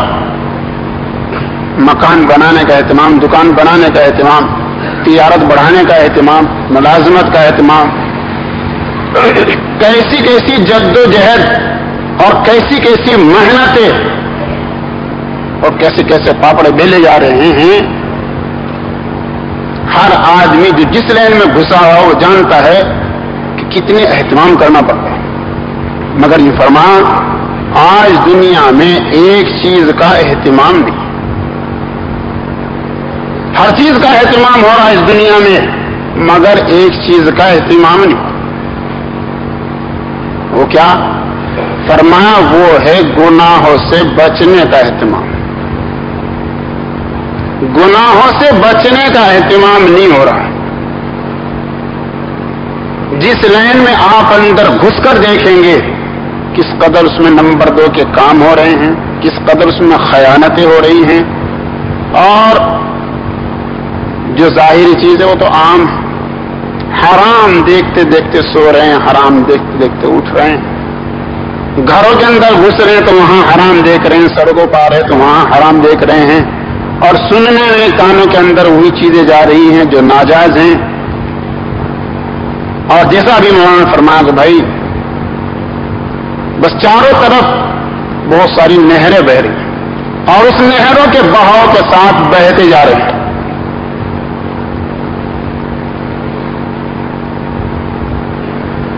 مگر گناہوں سے بچنے کا اہتمام، گناہوں سے بچنے کا اہتمام.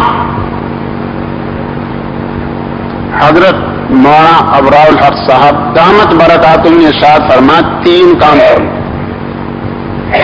3 کام کرنے کا جو اہتمام کرے گا، 3 کام کرنے کا جو اہتمام کرے گا، انشاءاللہ تعالی اللہ اس کو سارے گناہوں سے بچنے کا اہتمام کرنے کی توفیق دے گی. جو دل سے لگ جائے 3 کاموں کا اہتمام کرے، 3 گناہوں سے بچنے کا خاص طور سے اہتمام کرے، تو انشاءاللہ امید یہ ہے کہ اللہ تعالیٰ اس کے اندر وہ شوق، وہ داعیہ پیدا فرمائیں گے کہ وہ سارے گناہوں سے بچنے کا اہتمام کرنے لگے. پہلی بات فرمائی بد زبانی. بد زبانی،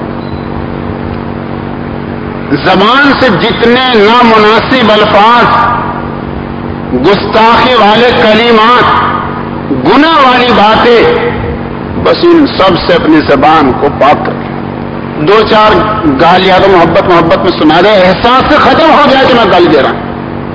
اور ہر لائن کی گالیاں الگ ہوتی ہیں، پڑھانے والوں کی الگ ہوتی ہے، وہ سب سمجھتے ماشاءاللہ سمجھدار آدمی.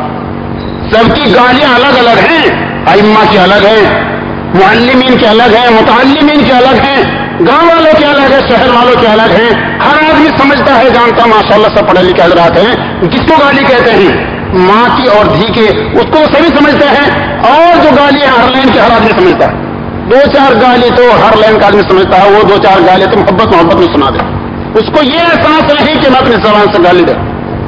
اور الغیبت اشد من الزنا، الغیبت اشد من الزنا، غیبت زنا سے بھی بڑھ کر چیز. زنا کو تو برا سمجھ بھی لیں، تو غیبت کرنے کو تو برا بھی نہیں سمجھا جا رہا. اور ہمارے حضرت مفتی صاحب رحمۃ اللہ علیہ، اللہ پاک ان کے قبر کو نور سے منور فرمائے، اس مدرسے کو اللہ تعالیٰ ان کی مغفرت کا اور ان کے درجات کے بلند ہونے کا ذریعہ بنا دے. ابھی فرمایا تھا کہ ایک قسم تو ایسی جو حرام بلکہ کفر تک پہنچا دیتی ہے، غیبت کی ایک قسم اتنی خطرناک. ایک آدمی غیبت کر رہا ہے، دوسرا کہہ رہا بھائی غیبت نہ کر، تو وہ کیا کہہ رہی ہے؟ غیبت تھوڑا ہی ہے، تو میں اس کے منہ پہ کہہ دوں؟ سمجھ رہے آپ؟ سمجھتے گویا یہ اس کو حلال بتلا رہا ہے. یہ حرام نہیں جو میں کہہ رہا ہوں، یہ حلال ہے. اور اللہ جل شانہ صراحتاً فرما رہے ولا یغتب بعضکم، جس کو اللہ صراحتاً حرام فرما رہے ہیں، ناجائز بتلا رہے، اس کو کوئی آدمی حلال بتائے کفر ہے. یہ اتنی خطرناک قسم ہے غیبت کی. اللہ ہم سب کو دین کی سمجھ عطا فرمائے. بہرحال یہ تو مختصر سی ایک اشارتاً بات بتلا دی ہے، ورنہ الغیبت اشد من الزنا. اور بد زبانی بڑی خطرناک چیز ہے. بس بعض کلمات اتنا خطرناک زبان سے نکلتا ہے کہ جہنم واجب ہو جاتی ہے، اس کو احساس نہیں ہوتا ہے. بد زبانی، تو بد زبانی سے بچنا. اور دوسری بات ارشاد فرمائی حضرت والا دامت برکاتہم نے، وہ ہے بد نگاہی. بد نگاہی، آنکھ کی حفاظت. آنکھ کی حفاظت آپ حضرات جانتے ہیں، جو آدمی آنکھ کی حفاظت کر لے، اپنی نظر کو نیچے رکھے، قل للمؤمنین یغضوا من ابصارہم، جو آدمی اپنی آنکھوں کو نیچے رکھتا ہے، اپنی نظر کو بچاتا ہے، اپنی نظر کو چھپاتا ہے، اللہ جل شانہ منوالہ ایمان کی حلاوت نصیب. انشاءاللہ مزہ آئے گا. ایمان کی حلاوت و شانس میں جب نصیب ہوگی تو خود بخود انشاءاللہ اندر میں انشاءاللہ وہ جذبہ پیدا ہوگا کہ سارے گناہوں سے بچنے کا اہتمام کرنا شروع کر دیں.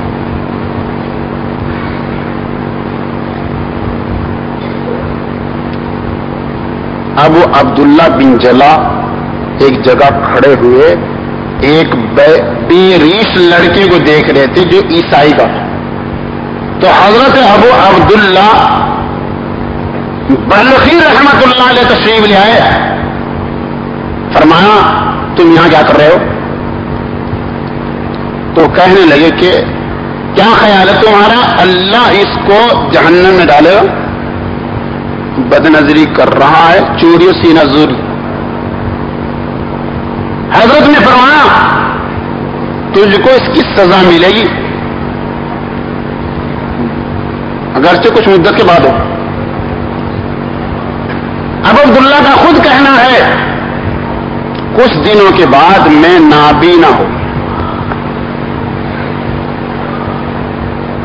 کچھ دنوں کے بعد قرآن پاک بھول گیا. جو آخرت میں ہوگا وہ الگ ہے. ایک بد نظری کے مریض سے جو آخری حالت میں پہنچ رہا تھا اس سے کہا کہ توبہ کر لے. کہا کہ میری زبان سے ہر کلمہ نکل رہا ہے مگر یہ کلمہ جو تم کہہ رہے ہو یہ میری زبان سے نہیں نکل رہا ہے. حضرت ثانی نور اللہ مرقدہ نے لکھا ہے بد نظری کی بنا پر بہت سے کا خاتمہ بگڑ گیا. بس مختصر سی بات ہے. دوسری بات ارشاد فرمائی بد نظری سے، بد زبانی سے بچنا اور بد نگاہی سے بچنا. اور تیسری بات ارشاد فرمائی بد گمانی سے بچنا. بد گمانی اتنی عام ہو چکی ہے، اللہ ہم سب کی حفاظت فرمائے. امام سے بدزن، مؤذن سے بدزن، ابا سے بدزن، اماں سے بدزن، تبلیغ سے بدزن، خانقاہ سے بدزن، مدارس سے بدزن، علماء سے بدزن، مبلغین سے بدزن، متعلمین اور معلمین سے بدزن. اب اصلاح کا کون سا طریقہ ہوگا؟ جتنے راستے تھے وہ سارے مسدود اور بند کر دیے ہیں اور گندی چیز سے بند کر دیے. اب اصلاح کا کوئی طریقہ نہیں رہا. کیسے اصلاح ہو جائے؟ اس لیے حضرت نے بہت جامع طریقے سے 3 باتیں فرما دی ہیں. بس یہ سمجھو کہ دریاؤ کو کوجوں میں بھر دیا ہے. ان 3 چیزوں کا اگر اہتمام کر لیا گیا تو انشاءاللہ امید یہ ہے کہ سارے گناہوں سے بچنے کا اہتمام ہو جائے گا. بد زبانی، بد نگاہی اور بد گمانی. اسی ارشاد فرما رہے تھے شیخ الحدیث صاحب کہ بھائی دنیا کے اندر ہر چیز کا اہتمام ہے. ہر ایک آدمی دوسرے سے آگے بڑھنا چاہ رہا اپنی لائن کے اندر. جی ہر چیز کا اہتمام ہو رہا ہے مگر ایک چیز کا اہتمام نہیں ہو رہا ہے کہ گناہوں سے بچنا. اللہ جل شانہ منوالہ اپنی رحمت سے اور اپنے کرم سے مجھے بھی اور آپ کو بھی گناہوں سے بچنے کی توفیق عطا فرمائے. الحمدللہ نحمده ونستعينه ونستغفره ونؤمن به ونتوكل عليه ونعوذ بالله من شرور أنفسنا ومن سيئات أعمالنا. یہاں باندھو پریشان مت کرو. من يهده الله فلا مضل له ومن يضلله فلا هادي له ونشهد أن لا إله إلا الله وحده لا شريك له ونشهد أن سيدنا ومولانا وحبيبنا وشفيعنا محمدا عبده ورسوله أرسله إلى الناس كافة بشيرا ونذيرا وداعيا إلى الله بإذنه وسراجا منيرا. صلى الله تعالى عليه وعلى آله وصحبه وبارك وسلم تسليما كثيرا كثيرا. وبعد فأعوذ بالله من الشيطان الرجيم ولتكن منكم أمة يدعون إلى الخير ويأمرون بالمعروف وينهون عن المنكر وأولئك هم المفلحون صدق اللہ.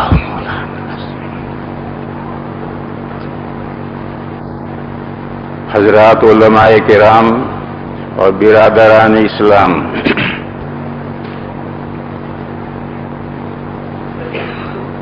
آپ سب حضرات یہ بات جانتے ہیں کہ خاتم النبیین حضرت محمد مصطفیٰ صلی اللہ تعالی علیہ وسلم پر نبوت کا سلسلہ منتہی ہو گیا ہے. ہر مسلمان یہ بات جانتا ہے. اور قیامت کتنی دور ہے اللہ جانے کتنی دور.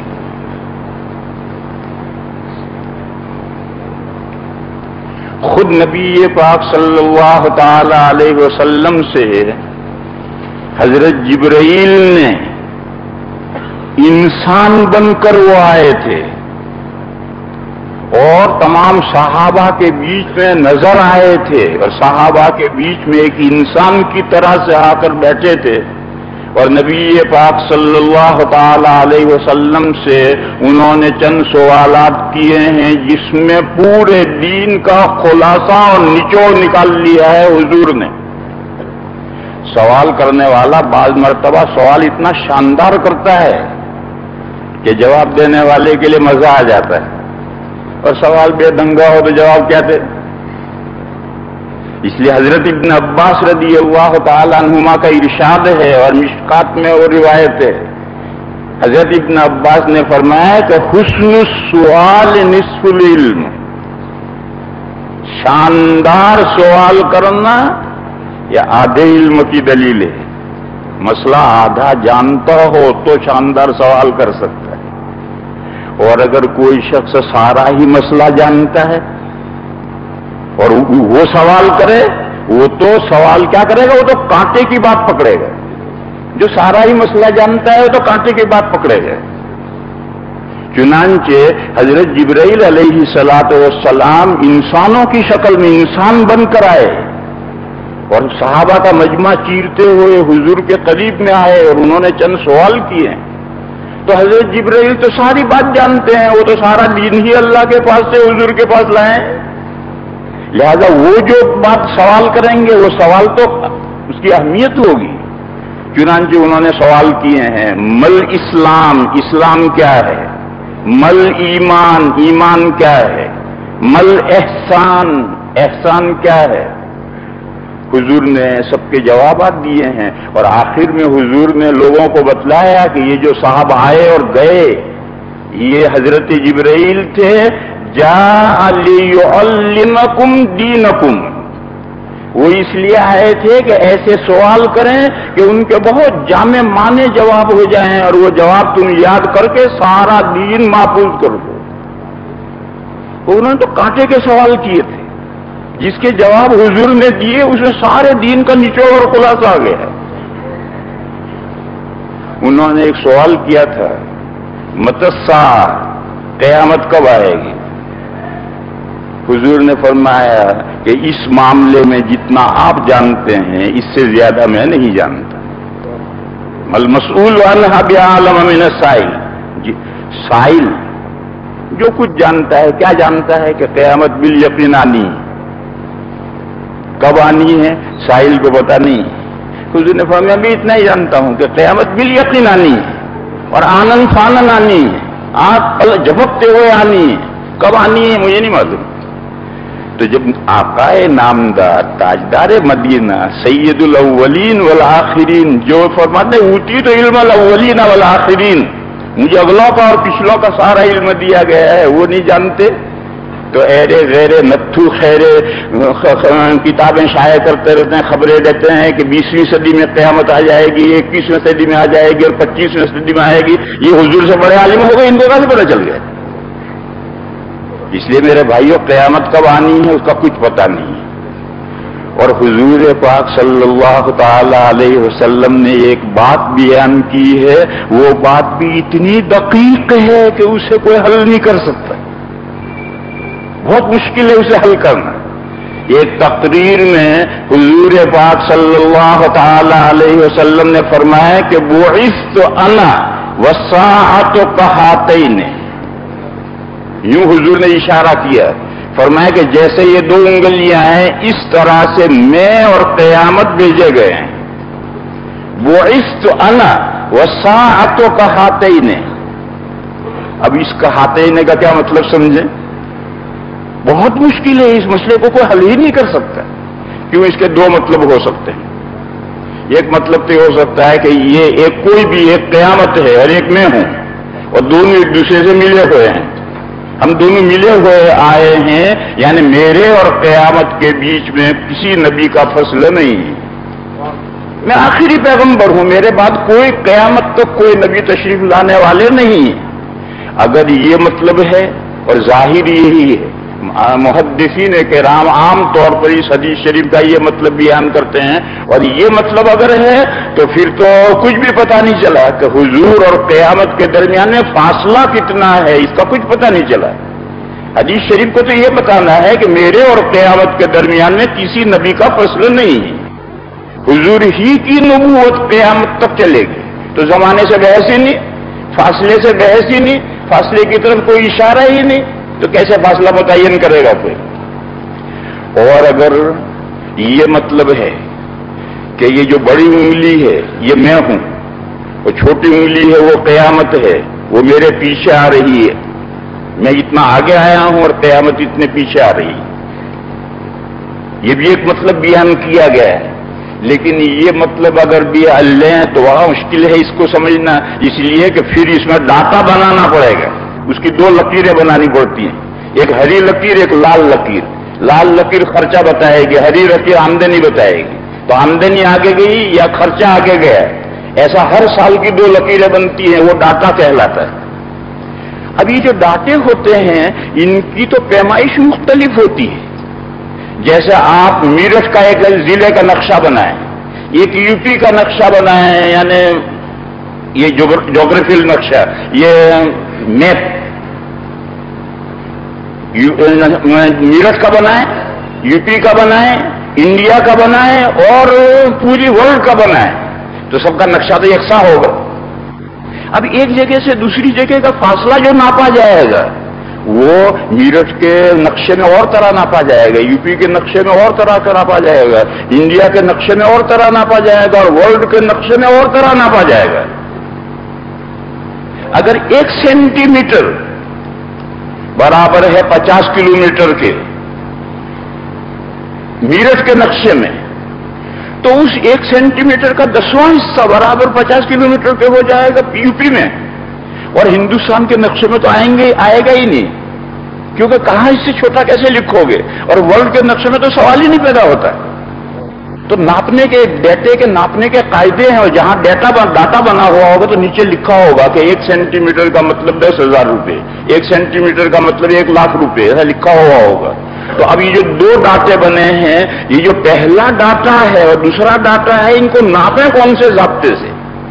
تب ہم ان 2 کے بیچ میں جو فصل رہ گیا ہے وہ فصل متعین کریں گے کہ حضور اتنے آگے آئے ہیں اور 3,000 سال کے بعد قیامت آ رہی ہے، 5,000 سال کے بعد آ رہی، 10,000 سال کے بعد آ رہی.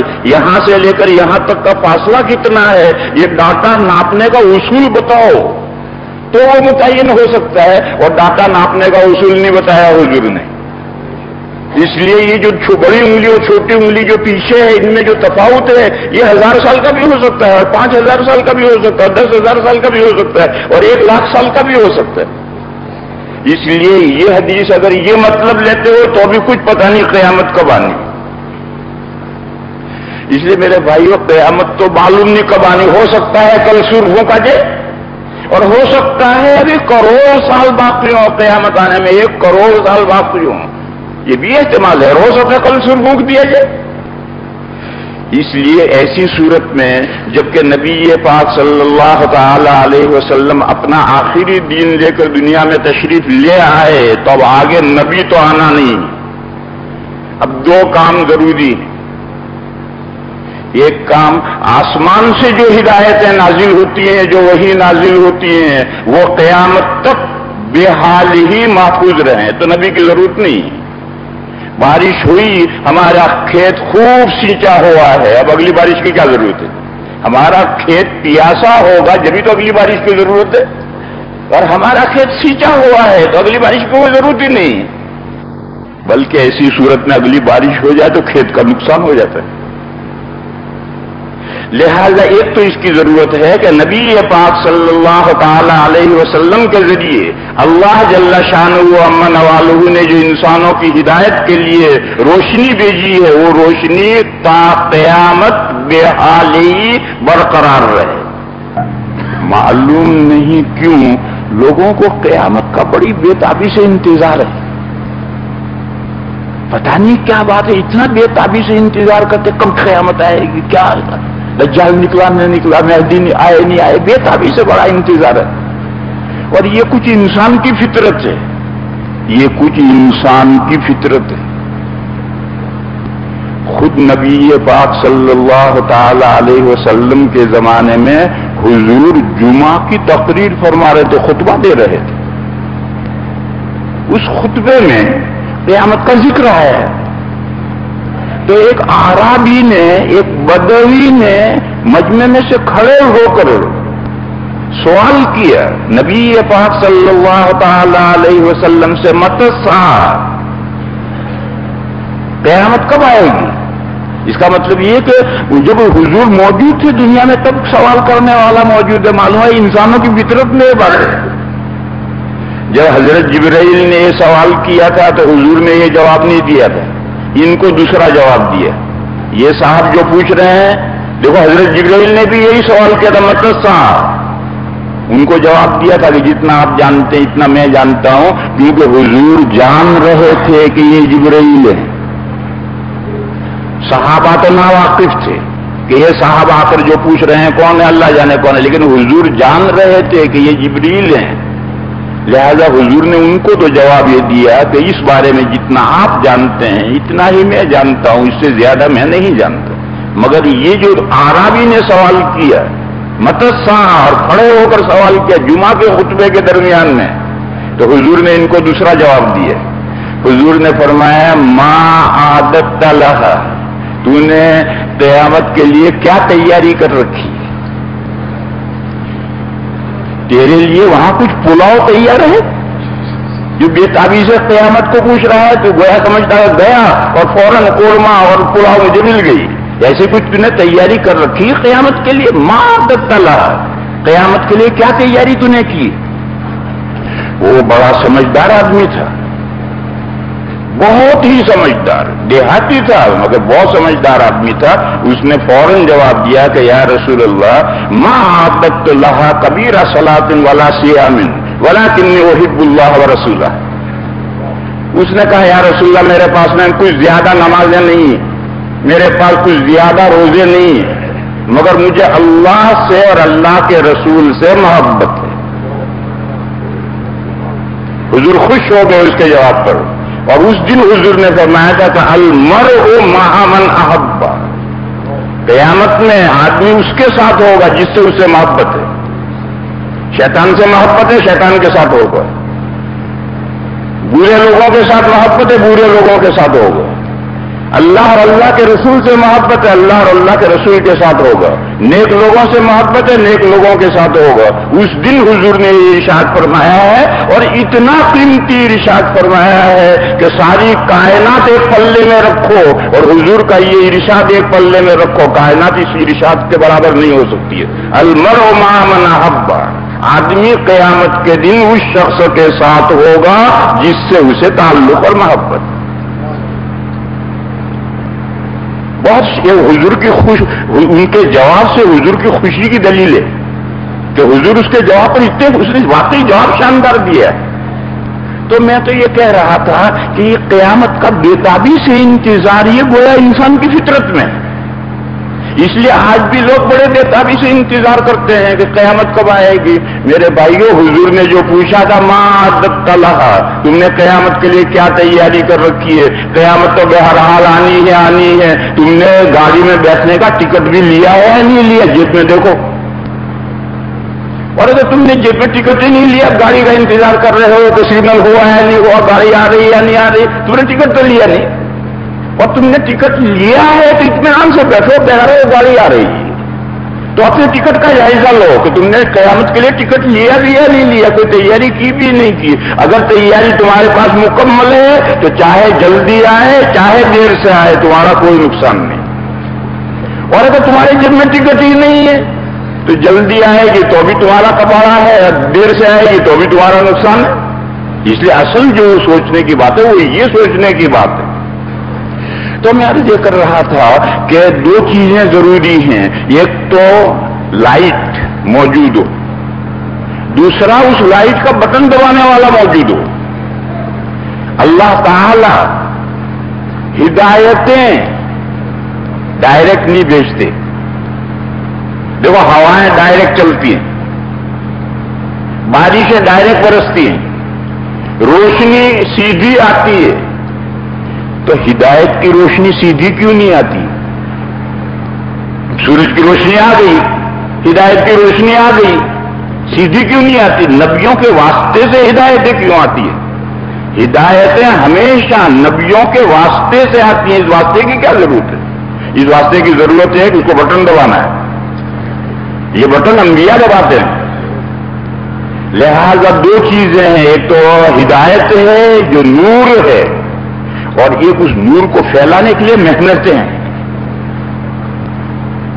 لہذا آخری پیغمبر صلی اللہ تعالی علیہ وسلم کے ذریعے جو نور آیا ہے، جو ہدایت آئی ہے، وہ اپنی اصلی شکل میں محفوظ رہنی چاہیے قیامت کے دن تک. ایک کام تو یہ کرنا ہے، دوسرا کام بٹن دبانے کا کرنا ہے.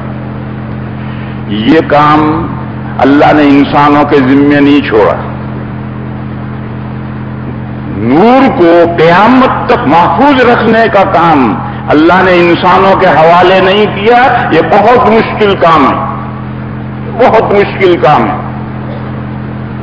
پچھلی امتوں کے تجربے ہیں، کہتے ہیں اللہ نے 104 کتابیں نازل کی ہیں، کہتے ہیں. اور ہم 4 بڑی بڑی تو جانتے ہیں، تورات، انجیل، زبور اور قرآن. یہ 4 بڑی بڑی تو ہم جانتے ہیں، اور کہتے یہ ہیں کہ ان کے علاوہ 100 صحیفے اور نازل کیے گئے ہیں. وہ 103 کہاں ہیں؟ کہیں بھی نہیں. ضائع ہو گئے. کیسے ضائع ہو گئے؟ انسانوں نے ضائع کر دی. اور جو آج 2-3 موجود ہیں وہ بھی بگڑی ہوئی حالت میں. معلوم ہوا کہ یہ انسان کے بس کا کام نہیں ہے. اگر انسان کے بس میں یہ کام ہوتا تو قرآن سے پہلے جو 103 کتابیں نازل ہوئی تھی ان میں سے کسی کو تو محفوظ رکھتا انسان، مگر کسی کو محفوظ نہیں رکھ سکا. اس کا مطلب ہے کہ انسانوں کے بس کا کام نہیں ہے.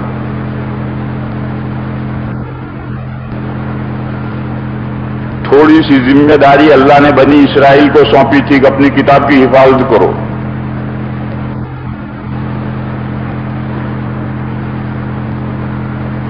قرآن کریم میں بِمَسْتُحْفِظُوا مِنْ کتاب اللہ.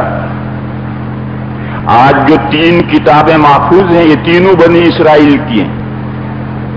اس نقطے کو اچھی طرح سمجھ لو. آج قرآن کے علاوہ پچھلی کتابوں میں سے جو 3 کتابیں باقی ہیں وہ تینوں بنی اسرائیل کی ہیں. تورات تو موسیٰ علیہ السلام پر اتری، اور زبور داؤد علیہ السلام پر اتری. داؤد علیہ السلام تو موسیٰ علیہ السلام کے بعد ہیں. اور انجیل عیسیٰ علیہ السلام پر نازل ہوئی، وہ سب سے آخر میں ہے.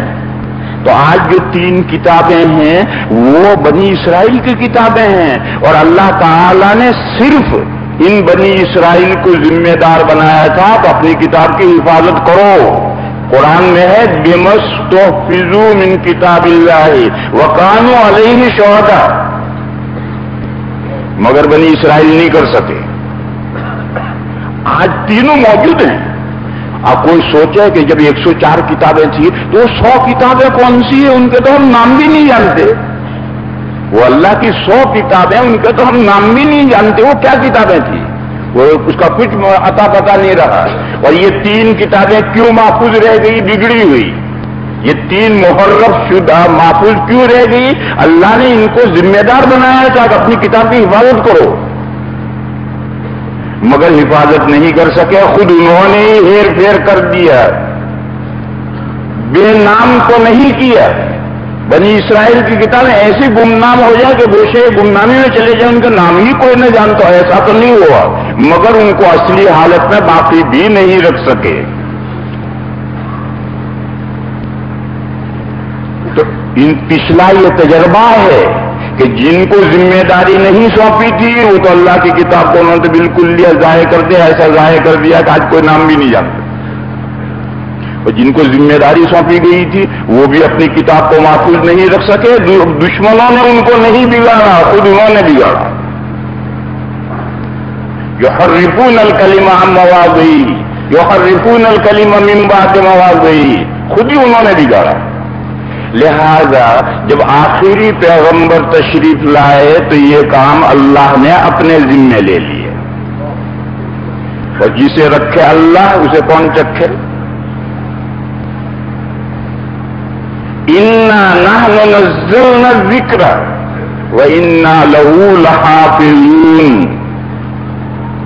علماء کرام نے یہ نقطہ بیان کیا ہے کہ اللہ نے انا نزلنا القرآن نہیں کہا، انا نزلنا الذکر کہا.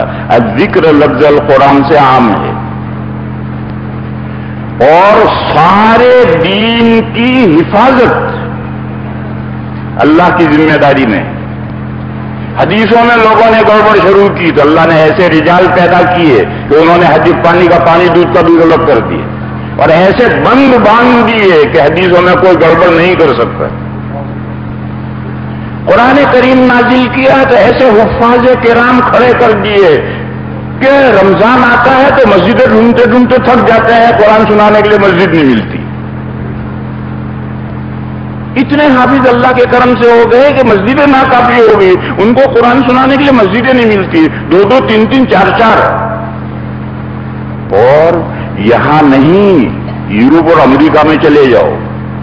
یورپ اور امریکہ میں یہ ہے کہ رمضان سے آنے سے 6 مہینے سے پہلے حافظ اور اس کا باپ کوششیں شروع کرتے ہیں کہ کہیں میرے بیٹے کو نماز پڑھنے کی جگہ مل جائے. اور کسی مسجد میں 2 رکعت تراویح پڑھنے کی جگہ مل جاتی ہے تو اس کا باپ سینہ تان کے پھرتا، میرے بیٹے کو فلاں مسجد میں 2 رکعت پڑھانے کو مل گئی. اتنی حافظوں کی وہاں کثرت ہے کہ 2 رکعتیں کسی مسجد میں ملنا حافظوں کے لیے مشکل ہو جاتا ہے. اللہ نے اتنے حافظ کھڑے کر دیے. کیوں کر دیے؟ قرآن کریم کی حفاظت کے لیے. اس لیے کہ لکھا ہوا، چھپا ہوا، اس میں کوئی گڑبڑ کر لے گا، مٹا لے گا، ہیر پھیر کر لے گا، ادھر کا ادھر کر لے گا. بل وہ آیات فی صدور الذین اوتوا العلم، حافظوں کے سینوں میں جو قرآن کریم ہے اس میں کون ہیر پھیر کر لے گا؟ تو اس کے لیے اللہ تعالیٰ نے حفاظ کھڑے کر دیے. حدیثوں کی حفاظت کے لیے اللہ تعالیٰ نے محدثین کرام کو کھڑا کر دیا. بہرحال الذکر لفظ استعمال کیا، القرآن نہیں. یہ فرمایا انا نحن نزلنا الذکر وانا لہ لحافظون. لہذا جو اللہ کے یہاں سے نور آیا تھا وہ نور اپنی اصلی حالت میں اس میں ایک شمع پر کمی نہیں ہوئی، اسی حالت میں محفوظ رکھنے کا اللہ نے ذمہ لیا اور وہ آج تک ہے اور قیامت تک رہے گا. لہذا یہ کام تو جو انسانوں کے ذمے تھا وہ اللہ نے اپنے ذمے لے لیے. پہلے یہ کام بھی انسانوں کے ذمے تھا. میں نے بتایا کہ بنی اسرائیل کو اس کا ذمہ دار بنایا گیا تھا کہ اپنی کتاب کی حفاظت کرو. معلوم ہے یہ کام انسانوں کے ذمے تھا، مگر پچھلے تجربہ سے معلوم ہوا کہ انسان یہ کام نہیں کر سکتے، ان کے بس میں حفاظت نہیں ہے، تو یہ کام تو اللہ نے اپنے ذمے لیا، ہم بھی فکر ہو گئے. اور دوسرا کام جو نبیوں کا تھا وہ کیا تھا؟ جو ہدایت کا ٹارچ ہے اس ٹارچ کا بٹن دبانا اور دنیا میں روشنی پھیلانا، یہ نبیوں کا کام تھا. اور نبیوں کے ساتھ ان کے حواری ملتے تھے، نبیوں کے ساتھ ان کے حواری کے معنی ہے مخصوص اصحاب. ہمارے انبیاء کے ساتھ مخصوص اصحاب ملتے تھے، ان کے صحابہ ملتے تھے مخصوص، اور وہ سب مل کر کے ٹارچ کا بٹن دباتے تھے اور عالم میں روشنی پھیلاتے تھے. دیکھو نبی پاک صلی اللہ تعالی علیہ وسلم نے جو محنت کی ہے وہ جزیرت العرب کی حد تک ہی تو محنت کی ہے. ساری دنیا میں تو حضور تشریف نہیں لے گئے. جزیرت العرب میں محنت پوری ہونے کا وقت آیا، ابھی پوری نہیں ہوئی محنت، مگر آثار شروع ہو گئے کہ اب جزیرت العرب میں محنت مکمل. تو اللہ کے یہاں سے اطلاع آ گئی کہ اب آپ ہمارے یہاں آنے کی تیاری کیجیے. اذا جاء نصر اللہ والفتح، اللہ کی مدد پہنچ گئی. اللہ کا وعدہ ہے انا لننصر رسلنا والذین آمنوا، ہم رسولوں کی مدد کرتے ہیں، الذین آمنوا کی مدد کرتے ہیں، لیکن ہتھیلی پر سرسوں نہیں جمع کرتے. اللہ کا وعدہ ہے انا لننصر رسلنا والذین آمنوا، مگر ہتھیلی پر سرسوں نہیں جمع کرتے. ایک وقت درکار ہوتا ہے. مکہ مکرمہ کا واقعہ ہے. حضور ایک دن کعبہ شریف کے سائے میں لیٹے ہوئے تھے. چند ضعفاء مسلمین جو بڑے ستائے جا رہے تھے، اتفاق سے 3-4 کہیں سے بچ کر حضور کی خدمت میں حاضر ہوئے اور انہوں نے اپنے کرتے اٹھا کر دکھایا کہ یا رسول اللہ دیکھیے مار مار کے ہمارا کیا حال کر دیا گیا ہے، آپ اللہ سے دعا کریں. حضور کو جوش آ گیا اور حضور لیٹے ہوئے تو اٹھ کر بیٹھ گئے اور فرمایا اتنے جلدی گھبرا گئے. پچھلی امتوں میں ایک آدمی کو کھڑا کر کے آرے کے ذریعے سے سر سے پیر تک چیر دیا جاتا تھا. کیوں؟ وہ مسلمان ہوا تھا. اس کے اسلام لانے کی سزا میں سر سے پیر تک چیر دیا جاتا تھا، مگر اس کے منہ سے اللہ کے سوا کچھ نہیں نکلتا تھا. ایک شخص کو درخت کی بڑی ٹہنیوں کو قریب کر کے 2 ٹانگیں باندھ دی جاتی تھی، پھر وہ ٹہنیاں چھوڑ دی جاتی تھی تو اس کے چیر کر 2 پیس ہو جاتے تھے، مگر اس کے منہ سے اللہ کے علاوہ کچھ نہیں نکلتا تھا. کھائیاں کھود کر آگ میں جلایا جاتا تھا، تیل گرم کر کے تیلوں میں جھونکا جاتا تھا، مگر ان کے منہ سے سوائے اللہ کے کچھ نہیں نکلا کرتا تھا. اور تم اتنا جلدی گھبرا گئے.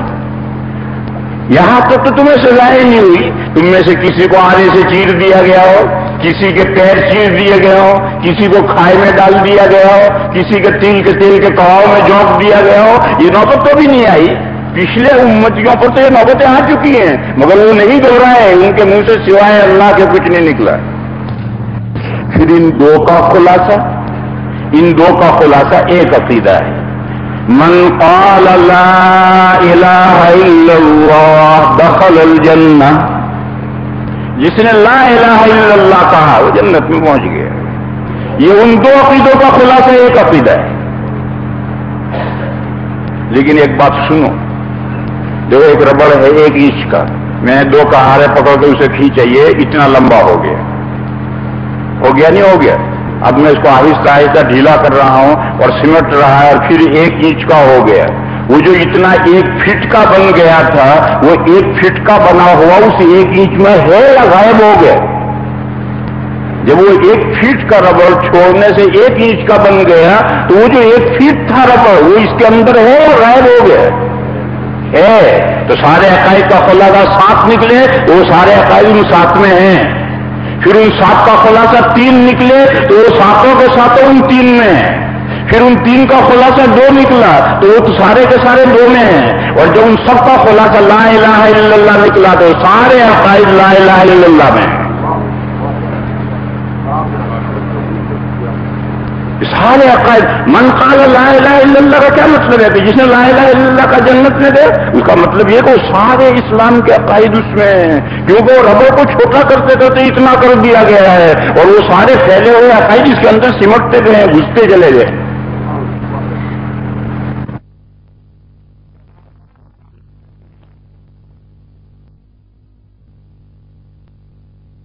ان 2 کا خلاصہ ایک عقیدہ ہے. من قال لا الہ الا اللہ دخل الجنہ، جس نے لا الہ الا اللہ کہا وہ جنت میں پہنچ گیا. یہ ان دو عقیدوں کا خلاصہ ایک عقیدہ ہے. لیکن ایک بات سنو، دیکھو ایک ربڑ ہے 1 انچ کا، میں نے 2 کہارے پکڑ کے اسے کھینچا، یہ اتنا لمبا ہو گیا نہیں ہو گیا. اب میں اس کو آہستہ آہستہ ڈھیلا کر رہا ہوں اور سمٹ رہا ہے اور پھر 1 انچ کا ہو گیا. وہ جو اتنا 1 فٹ کا بن گیا تھا وہ 1 فٹ کا بنا ہوا اس 1 انچ میں ہے یا غائب ہو گیا؟ جب وہ 1 فٹ کا ربڑ چھوڑنے سے 1 انچ کا بن گیا تو وہ جو 1 فٹ تھا ربڑ وہ اس کے اندر ہے یا غائب ہو گیا؟ ہے. تو سارے عقائد کا خلاصہ 7 نکلے تو وہ سارے عقائد ان 7 میں ہیں. پھر ان 7 کا خلاصہ 3 نکلے تو وہ 7 کے 7 ان 3 میں ہیں. پھر ان 3 کا خلاصہ 2 نکلا تو وہ سارے کے سارے 2 میں ہیں. اور جب ان سب کا خلاصہ لا الہ الا اللہ نکلا تو سارے عقائد لا الہ الا اللہ میں ہیں. سارے عقائد. من قال لا الہ الا اللہ کا کیا مطلب ہے کہ جس نے لا الہ الا اللہ کا جنت میں دے؟ اس کا مطلب یہ کہ وہ سارے اسلام کے عقائد اس میں ہیں، کیونکہ وہ ربڑ کو چھوٹا کرتے کرتے اتنا کر دیا گیا ہے اور وہ سارے پھیلے ہوئے عقائد اس کے اندر سمٹتے گئے ہیں، گھستے چلے گئے. لہذا عقائد میں تو یہ ہے. لہذا خیر کا مصداق یہ عقیدے ہیں. بلاؤ دنیا کو خیر کی طرف. جو مسلمان یہ عقیدے نے کہلاتا مسلمان بیچارہ پوچھتی نہیں، مسلمان چلا آ رہا مگر نہیں جانتا، تو اس جو گروہ ہے اس گروہ کی یہ ذمہ داری ہے کہ مسلمانوں کو ان عقیدوں پر لائیں. جامع ایک، پھر اس کے 2 بنیں گے، 3 بنیں گے، 7 بنیں گے اور بیشتی زیور میں جتنے لکھے اتنے بنیں گے. دوسرا جز ہے اسلام، اعمال. اعمال بھی بے شمار ہے. اعمال بھی بے شمار ہے. جاؤ ہدایت پڑھو، کتنی بڑی کتاب بھری پڑی ہے. ہمارے طالب علم 2 سال میں 3 سال میں پڑھتے پڑھتے تھک جاتے ہیں اور کچھ بھی قابو میں نہیں آتا ان کے. تو اعمال بھی بہت لمبے چوڑے ہیں. ان کا خلاصہ بھی حضور نے نکال رکھا ہے اور حضور نے اس کے 2 خلاصے نکالے ہیں. ایک کمپلسری خلاصہ نکالا ہے، کمپلسری، اور یہ خلاصہ والنٹری نکالا ہے. 2 خلاصے حضور نے نکالے ہیں. ایک خلاصہ تو وہ جب حضرت جبرائیل نے پوچھا تھا کہ مل اسلام، تو حضور نے فرمایا 5 کام اسلام ہے. اور ایک صحابی نے پوچھا تھا کہ یا رسول اللہ ان شرائع الاسلام قد کثرت، یا رسول اللہ دین کی باتیں تو بہت ہیں، مجھے کوئی کانٹے کی بات پکڑا دیجیے، کوئی کانٹے کی بات پکڑائیے. تو حضور نے فرمایا لا یزال لسانک رطبا بذکر اللہ، تمہاری زبان ہمیشہ اللہ کے ذکر میں تر رہنی چاہیے. یہ پورے دین کا نچوڑ اور خلاصہ نکالا ہے اور یہ والنٹری ہے. اور وہ 5 خلاصہ نکالا ہے وہ کمپلسری ہے. دوسرے الفاظ میں یوں کہو کہ پورے دین کو سمیٹ کر یوں لانا ہے. یہ تو خلاصہ ساری دنیا نکالتی ہے. پورے مضمون کو سمیٹ کر پیچھے لانا اور بنیادی نکات جو ہیں وہ متعین کرنا، یہ تو سارے علماء کرتے ہیں. اور ایک خلاصہ ہے، دوسری جانب بات بڑھتی چلی جا رہی ہے، اس کے آخر میں ایک نقطہ بیان کر دو کہ یہ ساری تفصیلات اس میں جا کر اس تالاب میں گریں. ندی بڑی پھیلی ہوئی جا کے کہاں گر رہی ہے؟ یا گر رہی ہے. تو آخر میں خلاصہ نکالنا یہ نبیوں کے علاوہ کسی کے بس کا نہیں. یہ نبیوں کے علاوہ کسی کے بس کا نہیں ہے کہ آخر میں ایسا نقطہ متعین کر دے جس میں ساری تفصیلات جا کر کے اس میں گریں اور وہ تفصیلات کا مصب ہو. ایسا انسانوں کے بس کا نہیں ہے، کسی بڑے سے بڑے آدمی کے بس کا نہیں ہے. یہ نبی ہی کر سکتے ہیں، انبیاء ہی کر سکتے ہیں. البتہ پھیلی ہوئی تفصیلات کو سمیٹنا یہ کام اللہ کے دوسرے بندے بھی کر سکتے ہیں، انبیاء کے علاوہ بھی کر سکتے ہیں. تو حضور نے اس حدیث میں بتلایا ہے کہ 5 کام یہ اعمال اسلام کا خلاصہ ہے. ان 5 میں سے 4 کو تو آپ جانتے ہیں، نماز، روزہ، زکوٰۃ اور حج. ان کو آپ جانتے ہیں، اس کی تفصیل کرنے کی مجھے کوئی ضرورت نہیں ہے. البتہ ایک عمل حضور نے بتلایا ہے، اسے ہم جانتے ہی نہیں صحیح طریقے پر. عمل کیا کریں گے؟ بلکہ اس کے بارے میں غلط فہمی ہے. دراصل ہے کہ وہ ان 4 سے مقدم ہے. نمبر 1 حضور نے اسے بتایا ہے. حضور نے فرمایا شہادت اللہ الہ الا اللہ وانی رسول اللہ. اس بات کی گواہی دینا کہ اللہ کے علاوہ کوئی معبود نہیں ہے اور حضرت محمد مصطفیٰ صلی اللہ تعالی علیہ وسلم اللہ کے رسول ہیں، اس کی گواہی دینا ہے. دیکھو اس کا عقیدہ رکھنا، اس کا عقیدہ رکھنا یہ اعمال میں نہیں ہے، یہ تو انتؤمن باللہ، وہ تو ایمان میں چلا گیا ہے. اللہ کی اور اللہ کے رسول کی وحدانیت اور رسالت کا عقیدہ رکھنا یہ اعمال میں نہیں ہے، وہ تو عقائد میں ہے. اور انتؤمن باللہ و ملائکتہ و کتبہ و رسلہ میں آ گیا. اعمال میں کیا ہے؟ گواہی دینا. گواہی دینا کون سی گواہی؟ گواہی کہاں دی جاتی ہے؟ کورٹ میں دی جاتی ہے. یہاں روڈ پر کھڑے کھڑے کوئی بات کہی جائے اس کو شہادت، اسلام کی اصطلاح میں شہادت نہیں کہتے. کورٹ میں گواہی دی جاتی ہے. اور کب دی جاتی ہے؟ مقدمہ جب شروع ہوتا ہے تو سب سے پہلے مدعی سے گواہ مانگے جاتے ہیں. وہ گواہ پیش کر دے تو فیصلہ، اور وہ گواہ پیش نہ کر سکے تو مدعا علیہ سے قسم لی جاتی ہے. اور اگر مدعا علیہ مدعی کی بات مان لے کہ یہ مدعی جو گھر کا وہ دعویٰ کر رہا ہے اگر واقعی اس کا ہے تو قصہ ختم، نہ گواہ کی ضرورت ہے نہ قسم کی ضرورت ہے. لیکن جب وہ انکار پہ مصر رہے کہ اس کا دعویٰ غلط ہے، یہ گھر اس کا نہیں تو میرا ہے، تو اب اس کے پاس اگر گواہ نہیں ہے تو قسم کا نمبر آئے گا. تو ہمیشہ قسم کھائی جاتی ہے منکر کے ہونے کی صورت میں، منکر کے سامنے قسم کھائی جاتی ہے. چنانچہ قرآن کریم میں اور احادیث شریفہ میں جہاں عقائد آئے ہیں وہاں لا الہ الا اللہ محمد الرسول اللہ ہے. یہی تو اسلام کا کلمہ طیبہ ہے. اسلام کا جو پہلا کلمہ طیبہ ہے اس میں اشہد نہیں ہے، لا الہ الا اللہ محمد الرسول اللہ، یہ ہمارا ایمان ہے. اور پھر وہ جو ہمارا عقیدہ ہے اس عقیدوں کو ساری دنیا کے سامنے پیش کرنا ہے. اس کا نام ہے اشہد ان لا الہ الا اللہ و اشہد ان محمد الرسول اللہ.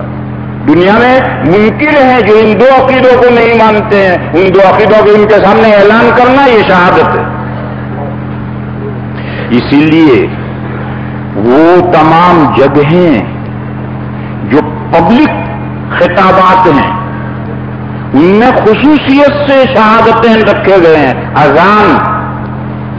اذان کیا ہے؟ جب دعا پڑھتے ہو تو یہ پڑھتے ہو اللہم رب ہذہ الدعوۃ التامہ. یہ جو اذان ہے یہ اسلام کی کمپلیٹ دعوت ہے. یہ تو یہاں نہ ہندو سمجھتا ہے کہ اذان میں کیا ہے، مسلمان بھی نہیں سمجھتے. یہ مسلمان بھی نہیں سمجھتے، ہندو کہاں سے سمجھے گا؟ باقی اگر مجمع دور تک عربی جانتا ہے تو ہر اذان میں اسلام کی مکمل دعوت دی جاتی. اس لیے اذان میں کیا ہے؟ اشہد ان لا الہ الا اللہ. اور 1 مرتبہ نہیں 2 مرتبہ. اشہد ان محمد رسول اللہ 1 مرتبہ نہیں 2 مرتبہ. اور نبی پاک صلی اللہ تعالی علیہ وسلم نے فرمایا کہ کل خطبۃ لیس فیہا تشہد فہو اجرم. آپ جو بھی تقریر کریں اس تقریر کہاں ہوگی؟ پبلک کے سامنے عام خطاب ہوگا. حضور نے فرمایا کہ ہر تقریر میں اگر شہادتیں نہیں ہیں تو وہ کوڑی ہاتھ کی طرح سے ہے، کوڑی بدن ہے، ناقص بدن ہے، وہ تقریر ہی ناقص ہے. گویا ہر پبلک تقریر میں یہ 2 عقیدے تو لانے ہی ہیں، اشہد ان لا الہ الا اللہ اشہد ان محمد رسول اللہ. تو تقریروں میں ہر تقریر میں یہ شہادتیں آنے چاہیے ورنہ تقریر اجرم ہو جائے گی. اذان جو دعوت التامہ ہے اس میں یہ 2 عقیدے رکھے گئے ہیں. معلومات شہادت دوسروں کے سامنے دی جاتی ہے اور جب اپنے عقیدے لا الہ الا اللہ محمد رسول اللہ ہے اس میں اشہدوں کی ضرورت نہیں. لیکن جب دوسروں کے سامنے آپ بات پیش کریں گے تو بات آپ کو اشہدوں سے کہنی ہے. یہ پہلا عمل ہے اور سب سے بڑا عمل ہے. میرے بھائیوں، آج ہمارے ملکوں کے لوگ عربی تو جانتے نہیں، مگر ہمارا لوگوں کے ساتھ ملنا جلنا ہوتا ہے، تاجروں کا تاجروں کے ساتھ، کسانوں کا کسانوں کے ساتھ، سیٹھوں کا نوکروں کے ساتھ، نوکروں کا سیٹھوں کے ساتھ. زندگیاں سالوں گزر جاتے ہیں مگر ہم کسی خوبصورت طریقے پر یہ دو عقیدے ان کے سامنے نہیں رکھتے، اور ان سے نہیں کہنا کہ تم یہ عقیدے مان لو، یہ نہیں کہنا. ان کو یہ بتلانا ہے کہ ہمارے عقیدے یہ، اور ہمارے یہ عقیدے ہیں کہ یہ فائدے ہیں، یہ فائدے ہیں، بھائی ان کو تقریر کر کے سنا دو. اب آگے اس کا اختیار تمیز یہ ہے، اس کا جی چاہے مانے گا، جی چاہے گا نہیں مانے گا. ہمارا کام اس کے سامنے اپنا عقیدہ، اپنے دو بنیادی عقیدے، ان دو بنیادی عقیدوں کے فائدے ان کے سامنے رکھ دینا ہے. سیٹ ہے، اس کے یہاں نوکر ہندو ہیں، تو کیا ہندو نوکر کے سامنے یہ بات نہیں رکھ سکتا؟ رکھ سکتا ہے. سیٹ مسلمان، سیٹ ہندو ہے، نوکر مسلمان ہے، تو کیا نوکر اپنے سیٹ کے سامنے یہ دو باتیں نہیں رکھ سکتا؟ رکھ سکتا ہے. ایک تاجر دوسرے تاجر کے سامنے رکھ سکتا ہے. ایک بس میں اور ٹرین میں سفر کرنے والا بات چیت بے تکلف شروع ہو جاتے، ایک دوسرے کے سامنے عقیدے رکھنا ہے اور اس سے کچھ نہیں کہنا. عطر ہاتھ نکال کر ہاتھ میں رکھ لو، وہ تو خوشبو خود بخود پہنچے گی. آپ عطر دکھا دیں، لگائیں بھی مت اسے، مگر یہ کام جیسا کرنا چاہیے. دیکھو یہ کام جو ایک گروہ تھا وَلْتَكُن مِّنكُمْ أُمَّةٌ، اس کا نہیں ہے. یہ کام تو ہر مسلمان کا ہے، یہ کام ہر مسلمان کے کرنے کا ہے، یہ اس گروہ اکیلے گروہ کا کام نہیں. تو بہرحال اسلام میں خلاصہ حضور نے نکالا ہے یہ 5 احکام. یہ تمام احکام اسلام کا خلاصہ 5 ہیں. یہ خیر ہے، بلاؤ اس کی طرف لوگوں کو. اور دوسری طرف کا جو خلاصہ ہے وہ تو اللہ کے حبیب نے نکالا ہے، وہ دوسرا کوئی نکال ہی نہیں سکتا. صحابی نے پوچھا کہ ان شرائع الاسلام قد کثرت، احکام اسلام تو بہت ہو گئے. حضور نے مجھے کوئی کانٹے کی بات بتا دیجیے، مجھے کوئی کانٹے کی بات بتا دیجیے. حضور نے بتلا دیا کہ تمہاری زبان ہمیشہ اللہ کے ذکر میں تر رہنی چاہیے. یہ ادھر خلاصہ ہے. ادھر خلاصہ کیا مطلب؟ تمام فرائض، واجبات، سنتیں، مستحبات، آداب، یہ سب کر چکا. اب وقت بچا، اس میں کیا کرے؟ لا یزال لسانک رطبا بذکر اللہ، اللہ کے ذکر میں تیری زبان تر رہنی چاہیے. بس یہ آخری جتنا وقت تیرے پاس بچے، اللہ اللہ اللہ اللہ اللہ اللہ اللہ اللہ. تو عقائد کا خلاصہ یہ ہے، اعمال کا خلاصہ یہ ہے. یہی خیر ہے. اس خیر کی طرف دعوت دینے والی ایک گروہ رہنا چاہیے تیار. وَلْتَكُن مِّنكُمْ أُمَّةٌ يَدْعُونَ إِلَى الْخَيْرِ. پھر علماء کرام یہاں ہیں، وہ جانتے ہیں کہ عام کے بعد خاص بھی آتا ہے، اس کا برعکس بھی ہوتا ہے. یعنی تخصیص بعد تعمیم بھی ہوتی ہے اور اس کا برعکس بھی ہوتا ہے. تو یہاں تخصیص بعد تعمیم کی، یدعون الی الخیر، سب کچھ آ گیا اس میں سے 2 خیر الگ کیے خصوصیت سے جن کی طرف دعوت دینی ہے. یامرون بالمعروف وینہون عن المنکر.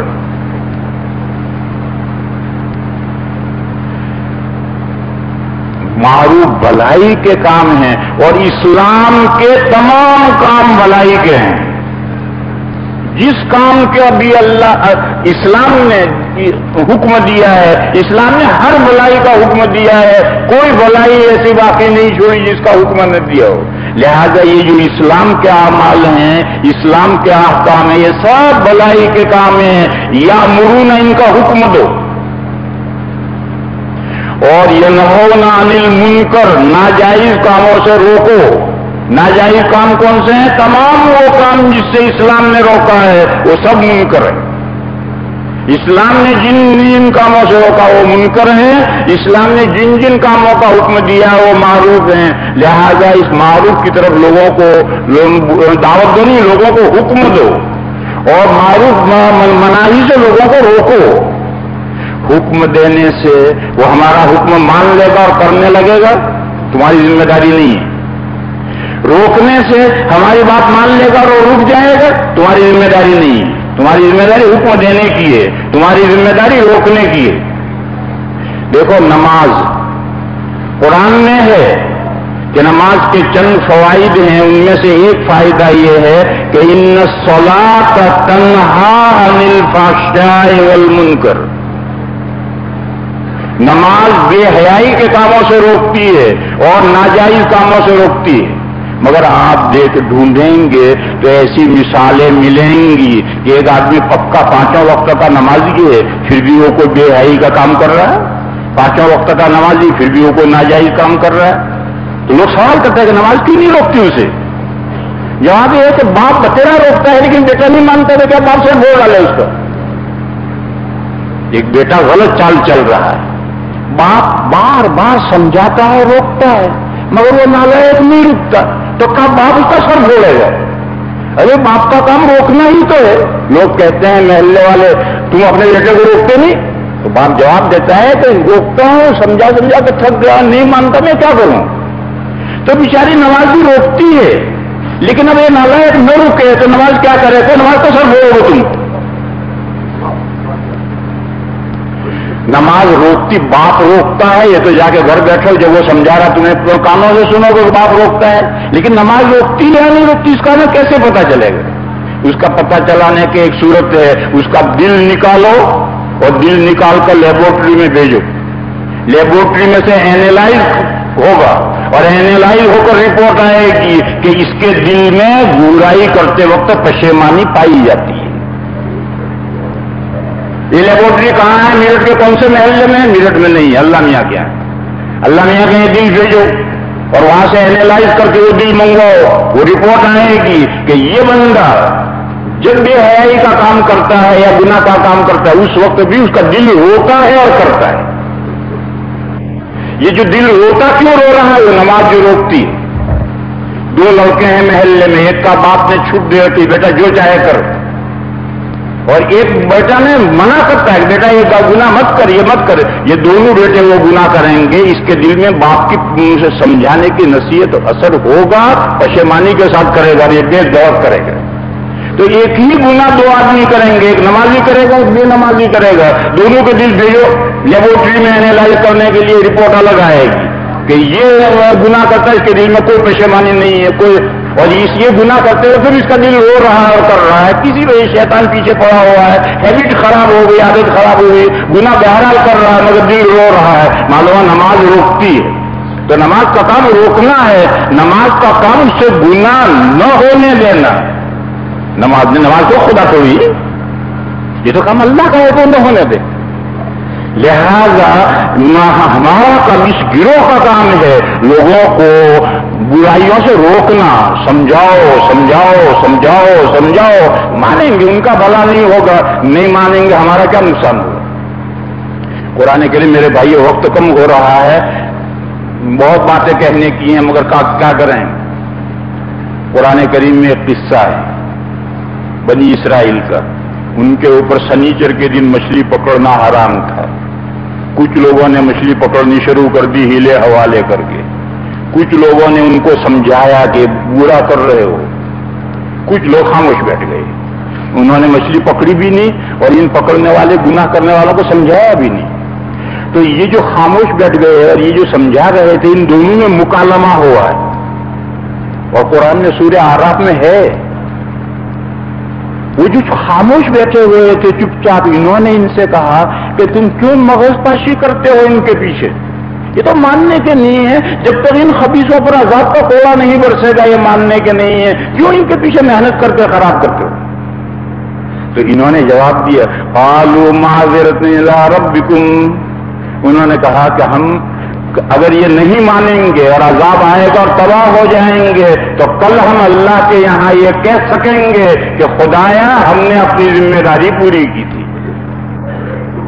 اور کہا کہ 0 پوائنٹ سے ہی یہ احتمال ہے کہ ہماری بات اثر کر جائے اور مان لیں اور برائی سے روکا ہے، لعلہم یتذکرون۔ لہذا میرے بھائیوں، آج بھی اگر برائی میں ایک فرد یا کمیونٹی ہے، ایک آدمی برائی میں ہے یا پوری جماعت برائی میں ہے، اس پر محنت کی جائے، ان کو برائیوں سے روکا جائے، تو ایسا نہیں ہے کہ کوئی امید نہیں ہے، ہو سکتا ہے کچھ نہ کچھ اللہ پر ہماری نصیحتوں کا اثر ہو جائے اور وہ برائیوں سے روک جائیں۔ اور اگر وہ نہیں رکے نہیں رکے تو ہم کل قیامت کو اللہ کے یہاں کہیں گے کہ خدایا ہم پر جو ذمہ داری ڈالی گئی تھی ہم نے پوری کر دی. لہذا لوگوں کو بھلائیوں کا حکم دینے میں ضرور کچھ نہ کچھ لوگوں کو فائدہ پہنچتا ہے، اسے روکنے میں بھی ضرور کچھ نہ کچھ فائدہ ہوتا ہے. نہیں ہو رہا تو اللہ کے ہم یہ تو کہہ سکیں گے ہماری پکڑ تو نہیں ہوئی. فرمایا اولئک هم المفلحون، کامیاب ہونے والے یہی لوگ ہیں. وَلْتَكُن مِّنكُمْ أُمَّةٌ يَدْعُونَ إِلَى الْخَيْرِ وَيَأْمُرُونَ بِالْمَعْرُوفِ وَيَنْهَوْنَ عَنِ الْمُنكَرِ وَأُولَئِكَ هُمُ الْمُفْلِحُونَ. یہی لوگ کامیاب ہونے والے ہیں. میرے بھائیوں، آپ مجمع میں جو علماء کرام ہیں یا جو علماء کرام کا ڈبہ بننا چاہتے ہیں، دیکھو گاڑی دلی جاتی ہے تو انجن جاتا ہے، ڈبوں میں کچھ نہیں رکھا، وہ تو انجن کے ساتھ جڑے تو ڈبے بھی پہنچ گئے. لہذا جو اس جماعت میں جو علماء کرام ہیں یہ تو انجن ہیں، اور جو ان کے ساتھ ڈبے بن کر جڑنا چاہتے ہیں ان سب کی یہ ذمہ داری ہے جو اس آیت کریمہ میں بتایا گیا ہے کہ ایسا گروہ ہر وقت تیار رہنا چاہیے جو پورے دین اسلام کی طرف لوگوں کو دعوت دے، خاص طور پر معروف کا حکم دے، برائیوں سے روکے. کیا ملے گا؟ ہم زندگی بھر یہ میں کریں کہ کیا ملے گا؟ تمہاری 5 انگلیاں گھی میں ہو جائیں گی.